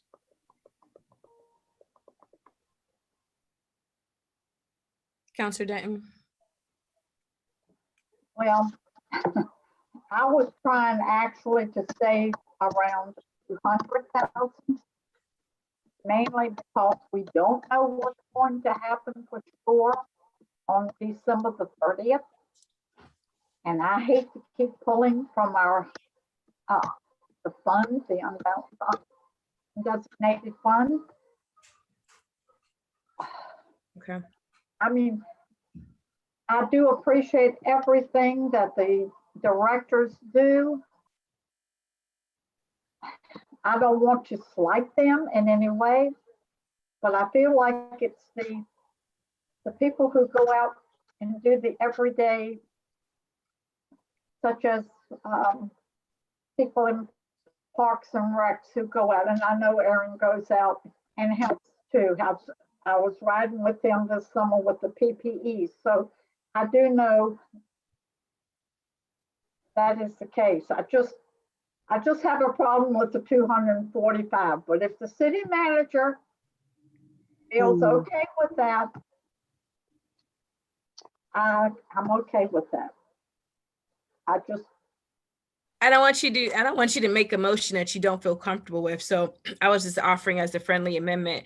If you feel fine, then we can move forward. If not, then we don't have to change it and let somebody else can. I just don't want, and I think I have expressed this, I just don't want us, at the last regular meeting, I'm concerned of what's gonna happen December the 30th.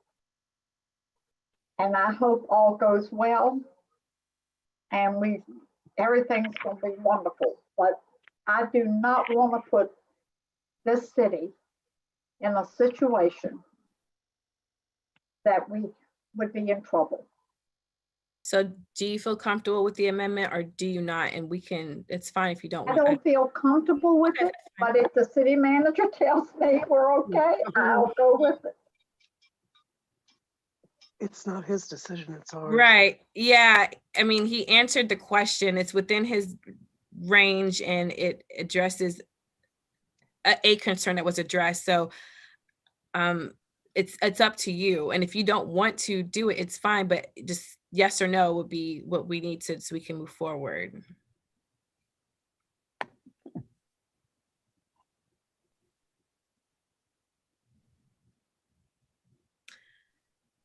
So I'm sorry, just a toughie. Okay.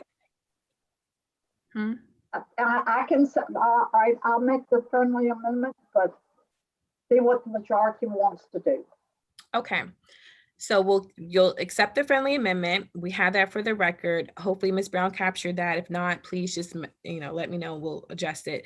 We're going to move on with the conversation. So the motion on the floor is to go with the option with 800 for all full-time employees at $245,000. Yeah. Counselor Randolph and then Counselor Pelham. Well, this throws a loop on my question. I was going to call for the question, but now I'm not in favor of the friendly amendment, so I don't want to call for the question. But let's just call for the question. It'll be what it's going to be. Oh. Madam Mayor, I have my hand up. Can I just say, No. Commissioner? Well, Counselor Randolph called for the question, so she's fine with letting you say your comment, then you can, but if not, then we'll just have to do the vote first. Ms. Randolph, may I? Let's do the vote. All we do is, We belabored this. It should have been simple for us to get this done, get a few questions answered and move on. And we have just gone all over the board with this. So let's call for the vote. I just wanted to add my comment to me. Yeah, we'll have to do it after the vote. So we have a call for the vote. Madam Clerk, can you restate the motion so everyone is clear? Or I'm honestly not clear what it is. The motion is to go with the option of 800,000. I mean 800 per to all full-time and employees and part-time. For $245,600. Yes. Counselor Denton? No. Counselor Pelham? Yes. Vice Mayor Bennett? Yes. Counselor Randolph? No. Counselor Holloway? Yes. Counselor Parton? Yes. Mayor Gore? Yes. So that motion passes, correct? Correct. And please Okay. add my comments to the Yes, ma'am. Go ahead and say your comment. I just told her, please put all my comments on this issue in the minutes, please. Sure, that shall be approved. Mr. Alman, your hand is raised. Is that from before? Yes, ma'am. All right. Moving on. There's another item on here about council rules. Counselor Denton. Yes. Let me get my notes after that last one. For the past quite some while, our meetings we've not been able to complete a meeting because there has been so much on the agenda, or we've talked so much. So I have gone through the Hopewell City Council rules of procedures, and to hopefully in the new year, to put these changes so that we can hold a professional meeting in a timely fashion and carry on city's business without sweeping all the drama. So I would like to look at Rule 203.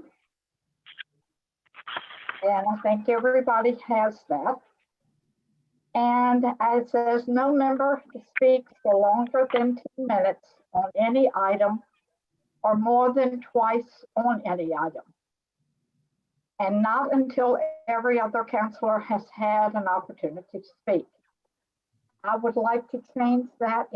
If we leave it like this, it leaves the possibility of us all speaking 70 minutes on one thing. So I would like to change that to 3 minutes on each item. And you could bring forth the idea, you would have a rebuttal, 3 minutes.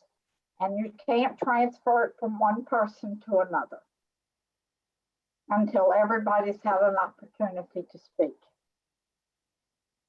That's the first one. What number was that? I'm sorry. 203. 203. Oh, God. 203.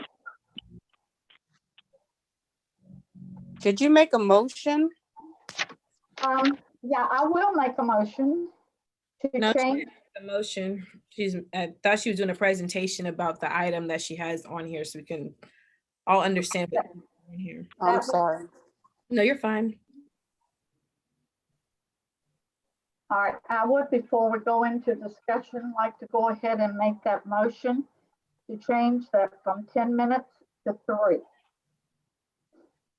So I have a point of order or information for clarity, and I'll ask the attorney to help me on this. Counselor Denton, you put this on the agenda. Well, you called the special meeting. So you put this on the agenda. So I was asking for you to do a presentation because we're all not, I can't say for all of us, I'm not up to speed on exactly what this item is. We've got the rules in the packet. So I thought he was gonna make a presentation so we can be brought to speed and not do item and then you make your own motion for your own item that you're presenting. I don't know if that's actually proper if you're presenting and then making a motion.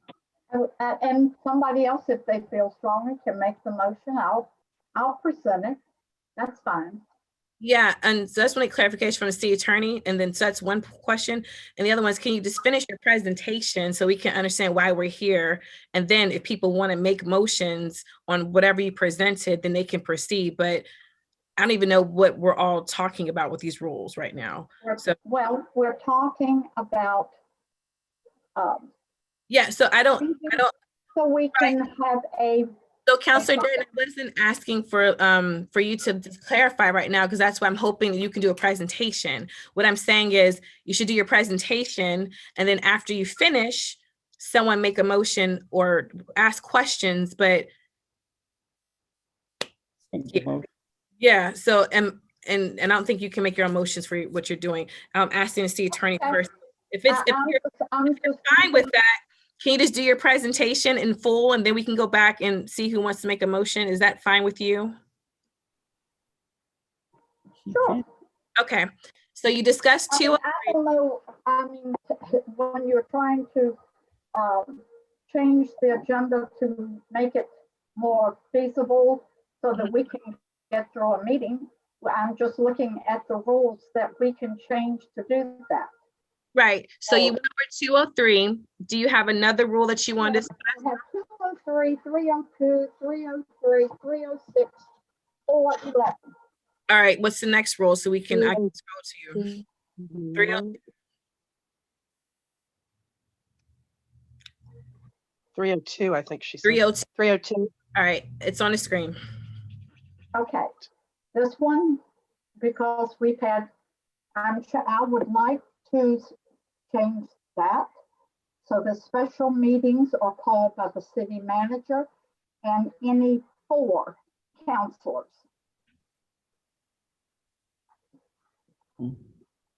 Okay.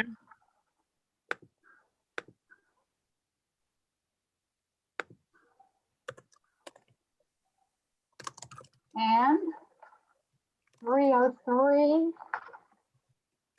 not much there. It's just that the final draft would be submitted to the city manager, the mayor, vice mayor, city attorney, and then once it's done, the final agenda packet would be given to the city clerk rather than the paralegal. And then, So that's just a change in verbiage.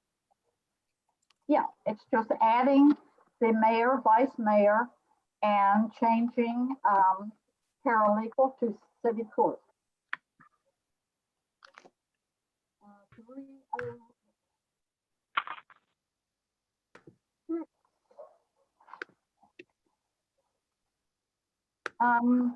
Meetings will have a 3-hour limit from beginning to end.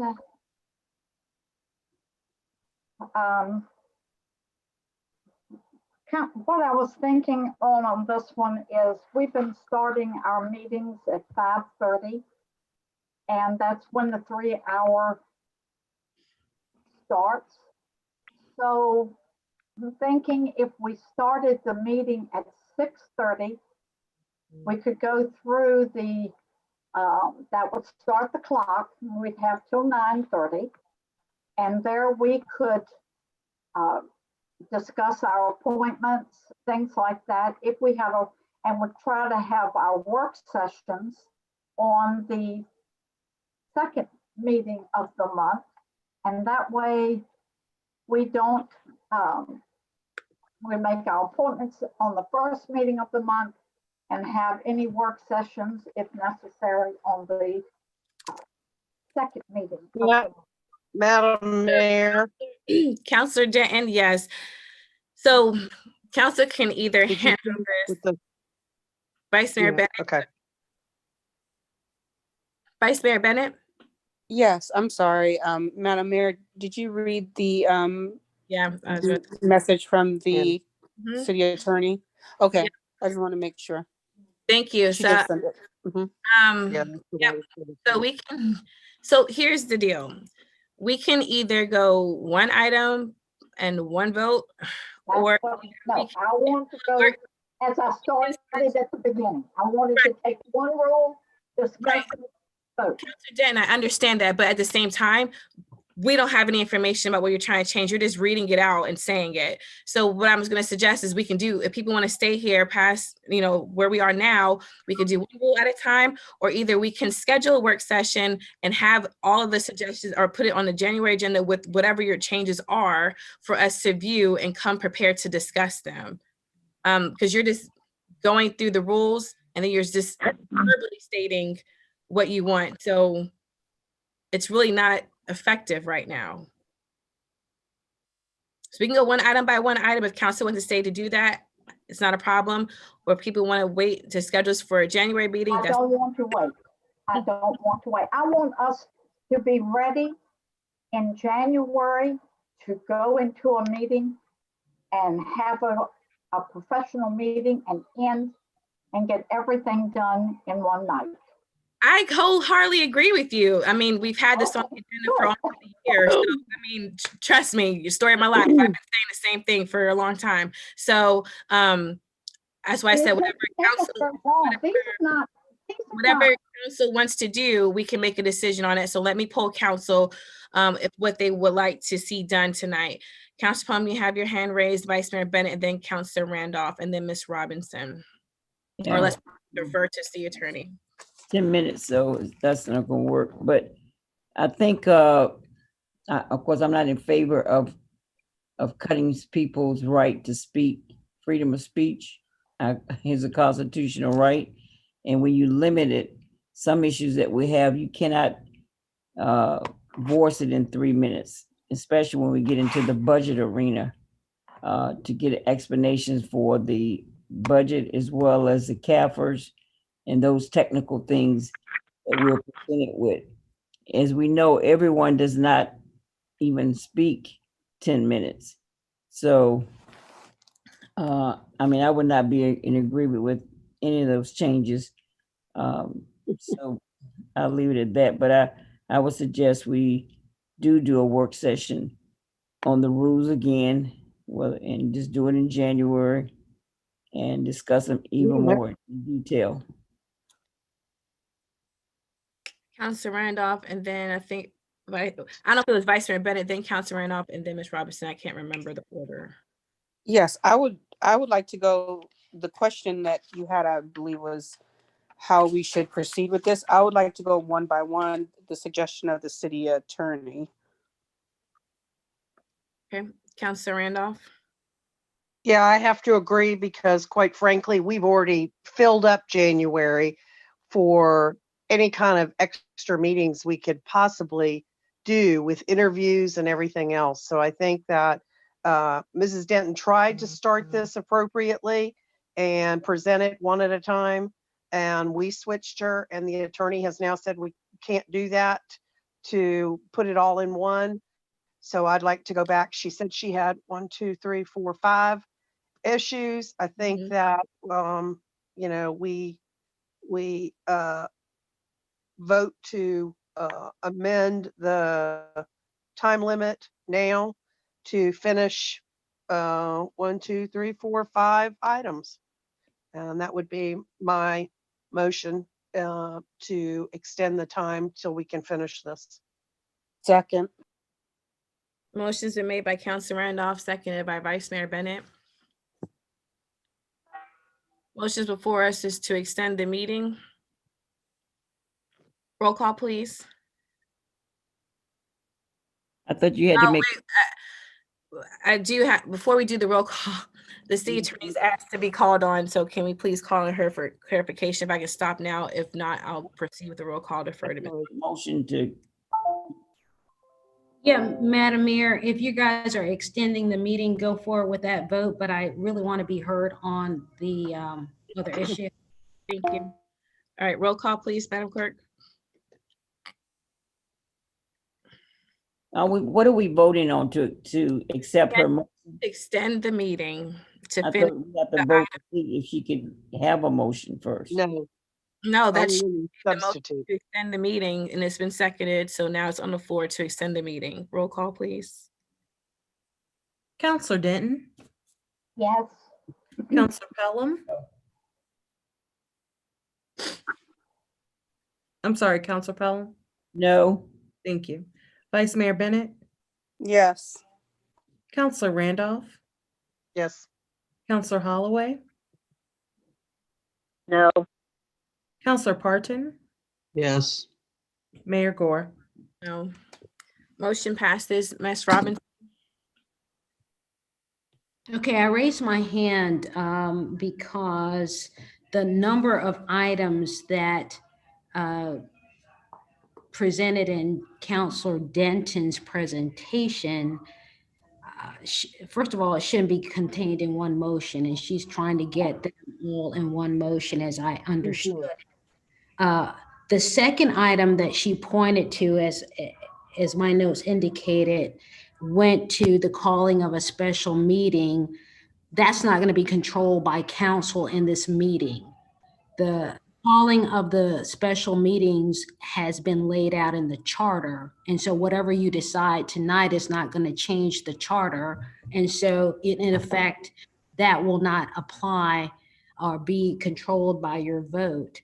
But, you know, on the Rule 203, where we started, the length of the discussion, the information that is displayed on the screen for the meeting and for those who are participating is really not the most recent version of that rule. So it has, since the time the version that is displayed has been adopted, been voted on twice.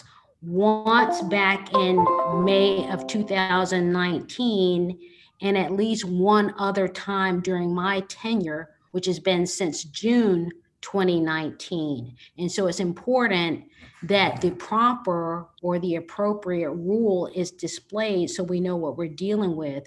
But the Rule 203 has changed considerably since it was adopted, and it is different than, substantively different than the rule that is on display right now. So, you know, there is a concern that the information with which you are being presented and dealing is not the most up-to-date information, simply because what you have on the screen right now does not include any reference to those amendments that have taken place in the interim. And so, you know, if council have that information available to them, fine. But if they're relying on what's in front of them, that is not the most accurate information. Is that, Did you all hear me? yeah. Oh, yeah. Yes. Oh, yeah, but I mean, this is the only thing I have to ask I had for my the hand most recent. I know, Counselor Denton, can you wait for a moment, because Ms. Robertson has the floor. So she's made her statement. She's done her statement, because then Counselor Pelham has her hand raised. And if you have something to say, you can do it after her. I'm just trying to keep this orderly. Ms. Robertson, are you done with the floor? Well, she's saying, I'm just going to respond briefly to Madam Counselor Denton. She's saying she asked for the most recent. Well, the most recent is not what's being displayed. So if you have a different version in front of you in your, wherever your space is, that's fine. But those who are looking on have only the old version that has been superseded by subsequent actions of council. Now, I'm happy to read what the current version of 203 is, and that has been adopted by council 2 occasions since the version. I moved to adjourn, and we voted on the, We already voted to extend, Mrs. Pelham. But she made a motion to adjourn, so I guess the question is, can she do that, Ms. Robinson? I don't know why she wouldn't be able to, but let's just verify. Yes, she can. That doesn't require a second. Wait a minute. I thought my motion already passed that we were extending the meeting to finish these items. That motion did pass, and she has the motion on the floor to adjourn. Right, so she's correct, Madam Randolph. The meeting continues, but at any time before the adjournment of the meeting by some designated time, someone can move to adjourn the meeting. It has to be seconded, but it doesn't have to be subject to discussion. motion remains. I'll second 9:30. Motion's been made and seconded. Roll call, please. Counselor Denton, Oh, Counselor Pelham, Yes. Vice Mayor Bennett, No. Counselor Randolph, No.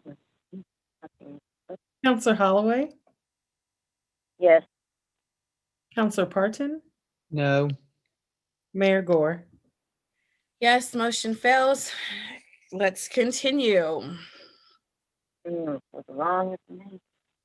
So Counselor, Ms. Robinson had the floor, and then you made your motion to adjourn. So Ms. Robinson. No, I just want to bring to council's attention that I don't believe you're dealing with the most up-to-date information if you're relying on the text that is displaying on the screen. There are a number of rules that have been subsequently amended by city council. And I'll start with Rule 203, since that was the first rule that was mentioned. That's all I have to add. Thank you. Could you read that, what you have, Ms. Robinson? Well, Counselor, before, I mean, you can do this in response, but you're cutting across other people. Counselor Randolph has her hand raised. If she defers to you, which is fine, but I don't want anybody to get mad at me for not saying something. So Counselor Randolph, do you care if she answers her questions, or do you want to have the floor? As long as I get a chance to state what I want to say, Ms. Denton can ask her question. Okay, go ahead, Counselor Denton. Mrs. Robinson, can you show us the difference from what we're looking at and what you have?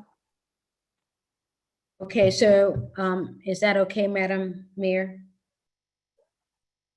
I guess that's fine unless she intends to go through each and every one of them. If that's the intention, and I guess the motion was to continue, if that is her goal, then can we just do that timely and then let Councilor Randolph ask her question, then we can just do that process if that's what she's headed towards? I was only going to go to Rule 203 because You can go ahead. that was one that was really apparently so wrong from what was up on the screen. No, go ahead. I'm just saying for Counselor Denton, if you intend to do this for all the other ones, can you just do that after Counselor Randolph speaks? I don't have a problem. Yeah, if that's fine. I'm only going to do Rule 203 because I think that they really should be approached one by one. They're going to be different voting requirements, and as indicated earlier, council on its own cannot change who calls a special meeting, which Got is it. controlled by the charter. So current version of Rule 203 is this: counselors do not ask questions during presentations of regular or special business items, period. After a presentation concludes, comma, or if no presentation is made, comma, a counselor may on any item speak up to 10 minutes total, comma, which includes questions, comma, discussion, comma, and debate, period. If the item is an action item, comma, a motion is made and seconded before questions, comma, discussion, comma, or debate ensues, period. If the counselor speaks for less than 10 minutes initially, comma, the counselor may speak a second time if every other counselor has had an opportunity to speak, comma, and a third time if every other counselor has had equal opportunities to speak, comma, until every counselor has spoken or has an opportunity to speak for up to 2 minutes total or 3 times, period. The limitations in this rule do not apply to public hearings or work sessions, comma, or when points of order are properly made and addressed, period. After a public hearing is closed, comma, a work session item becomes an action item, comma, the limitations in this rule apply, period. That is the current version of the rule that was approved on May 14, 2019. And it has been reaffirmed by an affirmative vote of council since I've been in the city attorney's position, and that's been since June 24, 2019. That's it.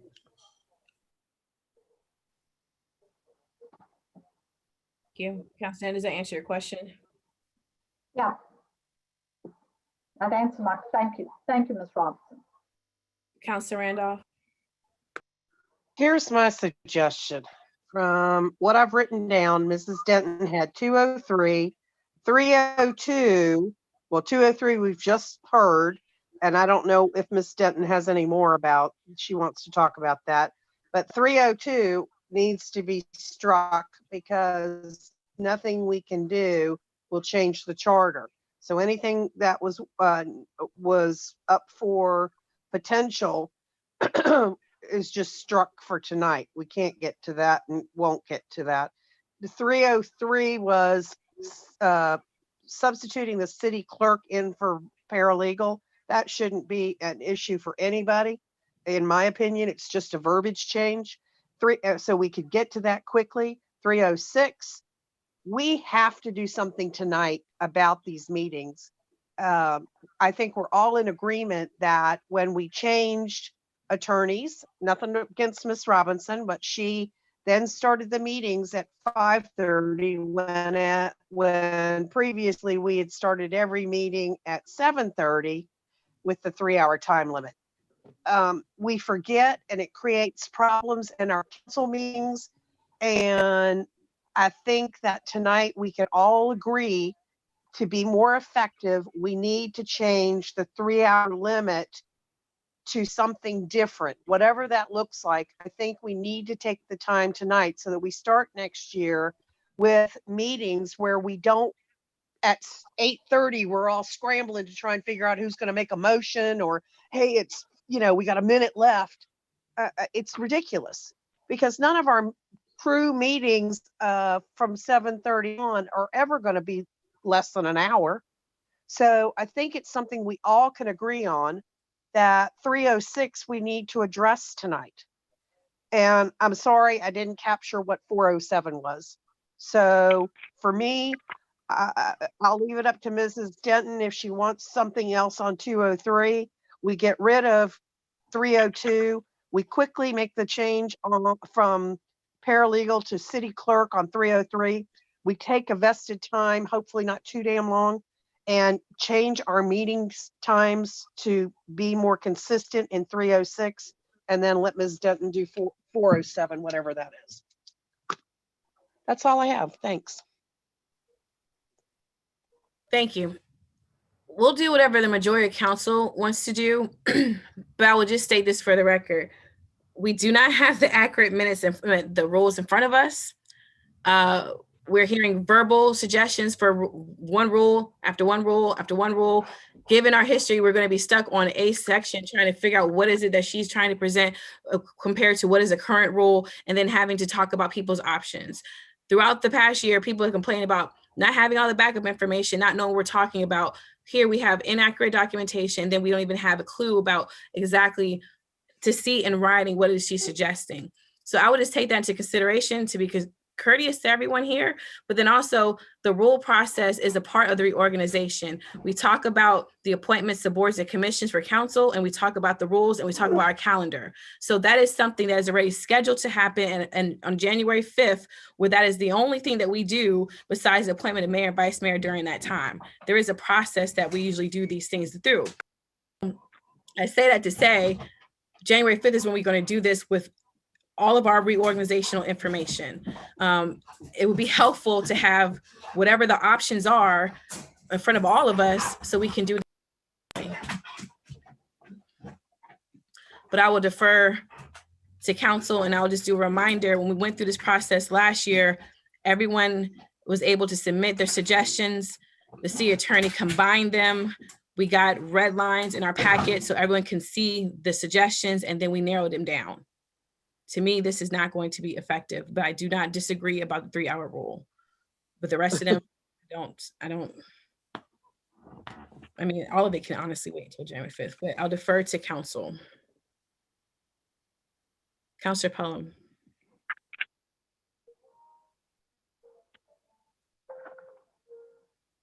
Your microphone is muted. Intention of the 3-hour rule was to go from 7:30 to 10:30 because that was regular business of council, and did not include work sessions or 6:30 sessions. So that was the intent of the rule.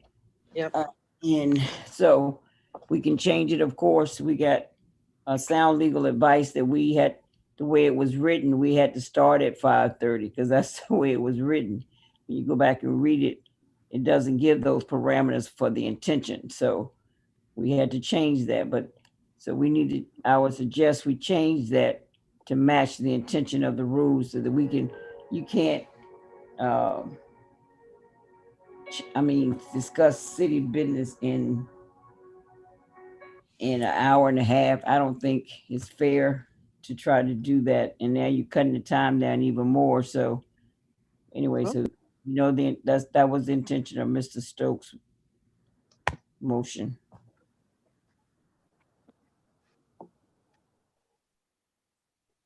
Thank So you. where does that leave us? Do people want to go rule by rule tonight, adjust a 3-hour rule, or do this during the reorganization on January 5th? Let's do a quick poll so we can get a resolution. We can move forward with whatever the option is. All the rules tonight, just a 3-hour rule, or waiting until January 5th. Councilor Randolph. I can wait till the 5th if Mrs. Robinson will send us all out by the 1st of next week, if possible, unless she's off, a full scope of all the brand new rules, most up-to-date version to everybody. Councilor Pelham. Yeah, I would agree with that, and also expand it to if there's any other changes that from, I don't know, from this list that will be different from the most up-to-date list included in a work session on January the 5th. Yep, that's all council rules. All of them don't have to be changed, I don't think. But, I'm saying they're all on the table. okay. Councilor Parton. I'm fine with that. The only one that I really wanted to make sure that we at least, well, if we could try to get done tonight was the 3-hour rule, just because, I hate when we end our meetings and we still have a ton of business to get done. Councilor Parton, the 5th or 3-hour rule. Councilor Denton. Yeah, I agree. I thought I had the most up-to-date version. Obviously I didn't. I apologize. But I'm not ready to make any decisions tonight till I get all the rules. Okay. The 5th, and thank you for that. That's fine. Thank you for your intention in trying to get us to talk about this. Vice Mayor Ben. Yes, I would like to see the most updated rules, if that's possible. I can definitely go with the majority on this one. I see that every time I pull up the rules that I have, I get the same one that we're looking at right now. So yeah, if we can get the most updated ones, that'd be great. So are you fine with the 5th? Is that what you're also sharing? I don't want to put words in your mouth. Yes, Madam Mayor. Councilor Holloway. January the 5th, and I would like to thank the attorney, Ms. Robinson, for bringing that to our attention. That the rules are not up to some of the numerical numbers on here are not up to date. Thank you, Ms. Robinson. Okay, so look at the 5th. Ms. Robinson, would you be able to get us the latest and greatest via email before this week is out, so that way people can look over it and then start drafting their suggestions? This week. Yes, ma'am. These are already set and they were forwarded to me before I started at Hopewell, so I can just send them to you in a separate attachment. Thank you. Both copies. And my question is to council in terms of trying to, make this a little bit more uniform. I did mention when we went through this process before, everyone submits their suggestions to the city attorney. City attorney compiles it and gives us red line, options. Then we can have them in front of us. If you don't want to do that, that's fine. If that is something that you're interested in doing, can we set a date in which we would have to get that information over?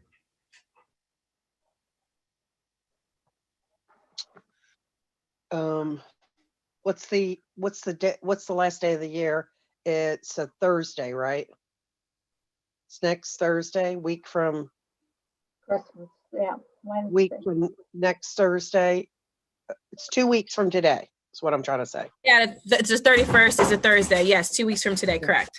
Would that be workable for, or would that not give, that probably won't give the city attorney enough time?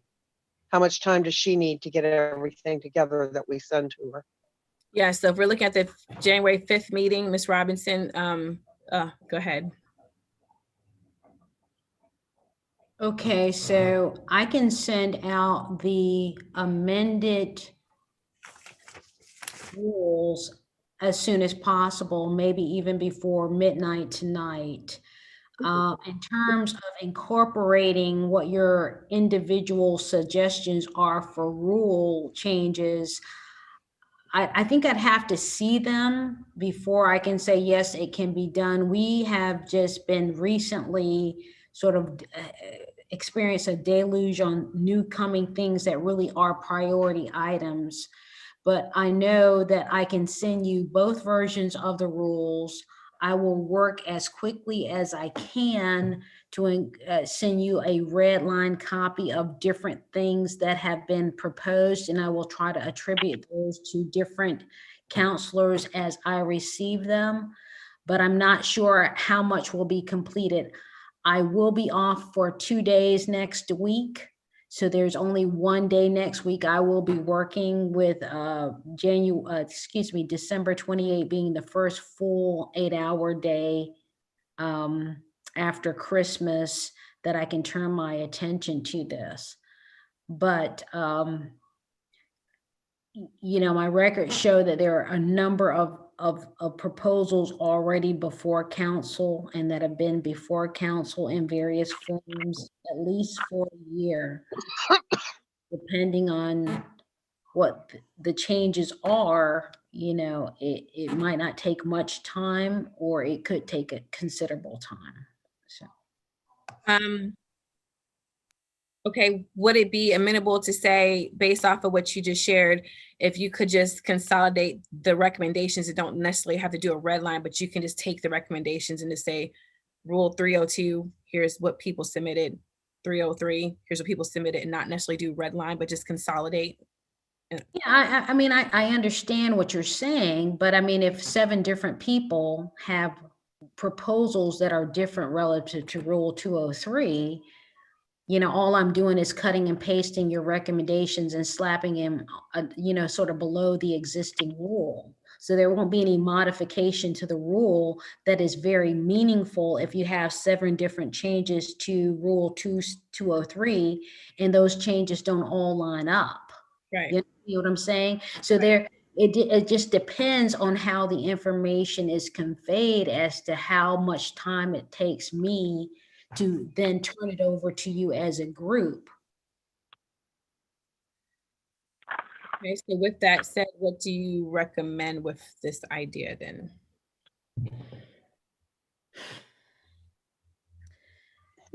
We work on it ourselves. The key is it's multi-layered, and give me just a couple minutes to lay out why it's multi-layered for me. If we start with the presumption that the council as a group is only interested in addressing those rules that were highlighted in Councilor Denton's presentation, then I think it might easily be done.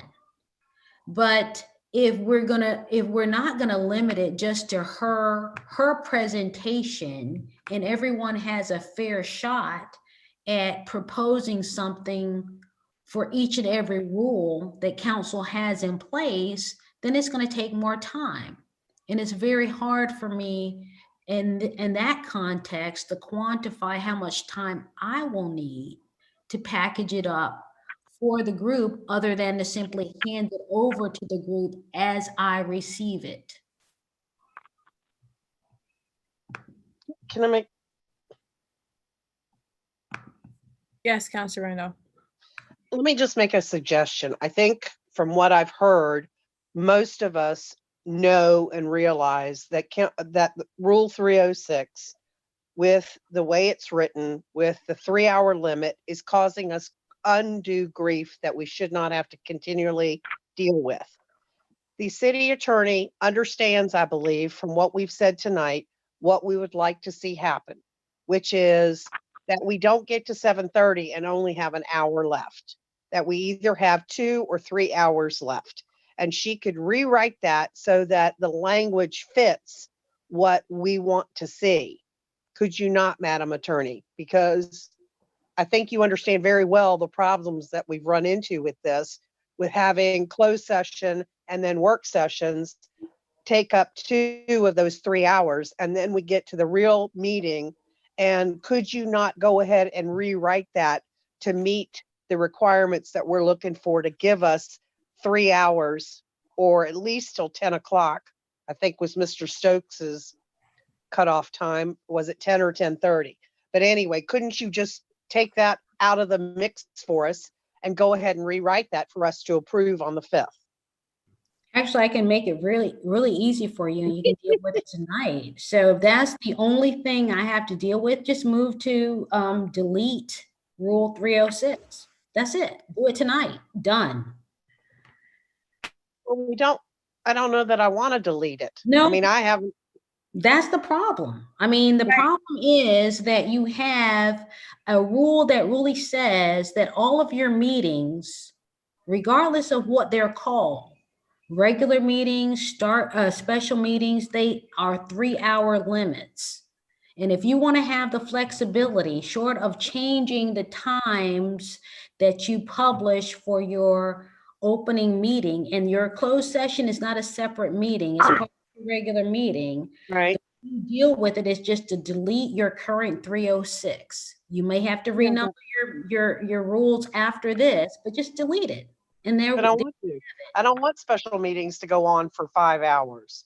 Well, but 3 hours should be fine. And if we get to the last item and need 10 more minutes, then we can vote on that. But by and large, for me, 3 hours for a special meeting should be enough.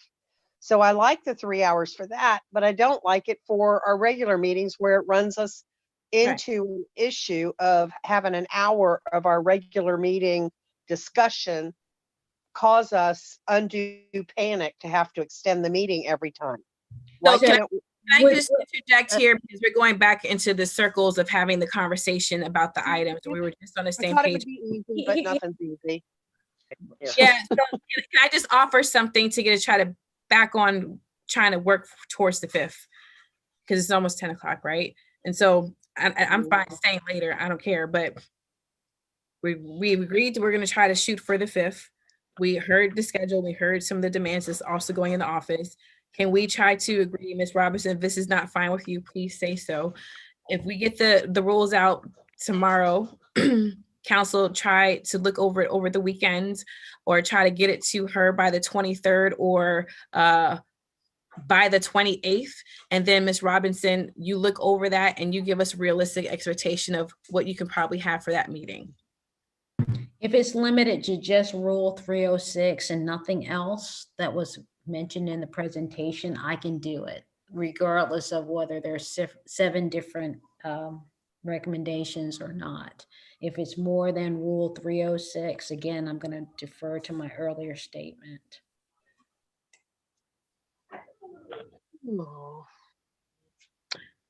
Okay, well, can we use that as a starting place then? Let's just see, because Councilor Denton had like 6 rules, 5 minus the one that we struck. Maybe other people may not have as many. Let's just pray that we don't.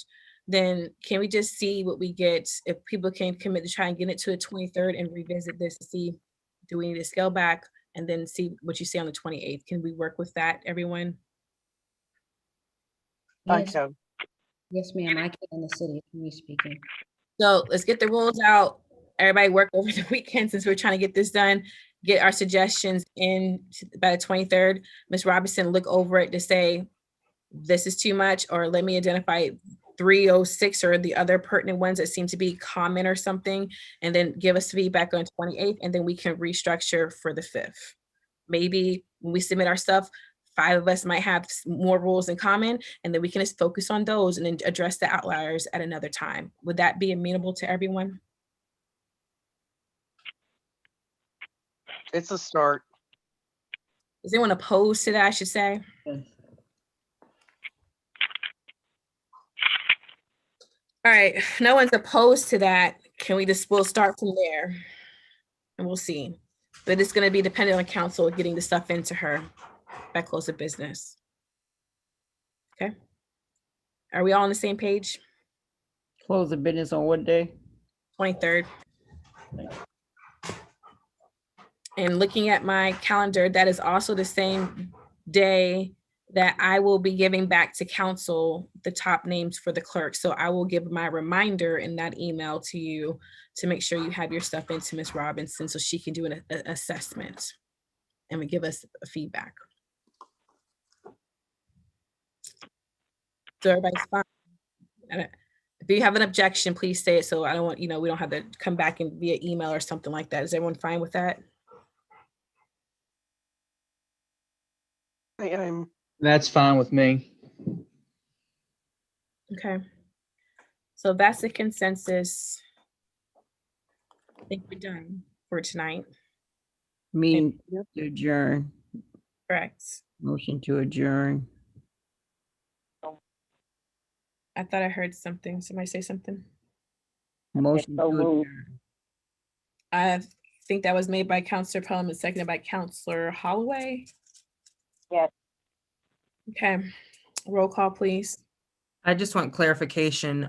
Counselor Randolph's motion was to extend the meeting until we finish this item. Does there need to be a motion to adjourn? You're correct. Thank you for catching that. Nope, When you finish it, She gets it every time. we did. Yeah, she does it every time. We did finish it. We have resolutions. May not be the prettiest, but we got something. we did not finish it. We did. that wasn't even close to being pretty. That was ugly. Yeah, but I mean, we do have a resolution, Counselor Pelham. Submit your stuff by the 23rd. Ms. Robinson do an assessment, give us feedback by the 28th, and then we adjust accordingly. Hopefully she can find some common ground with the rules we submit. And if she says it's too much, then she gives that feedback and we'll address it. That was the resolution that we have tonight. So the item is completed. Bye. Good night. Be safe. Happy holidays.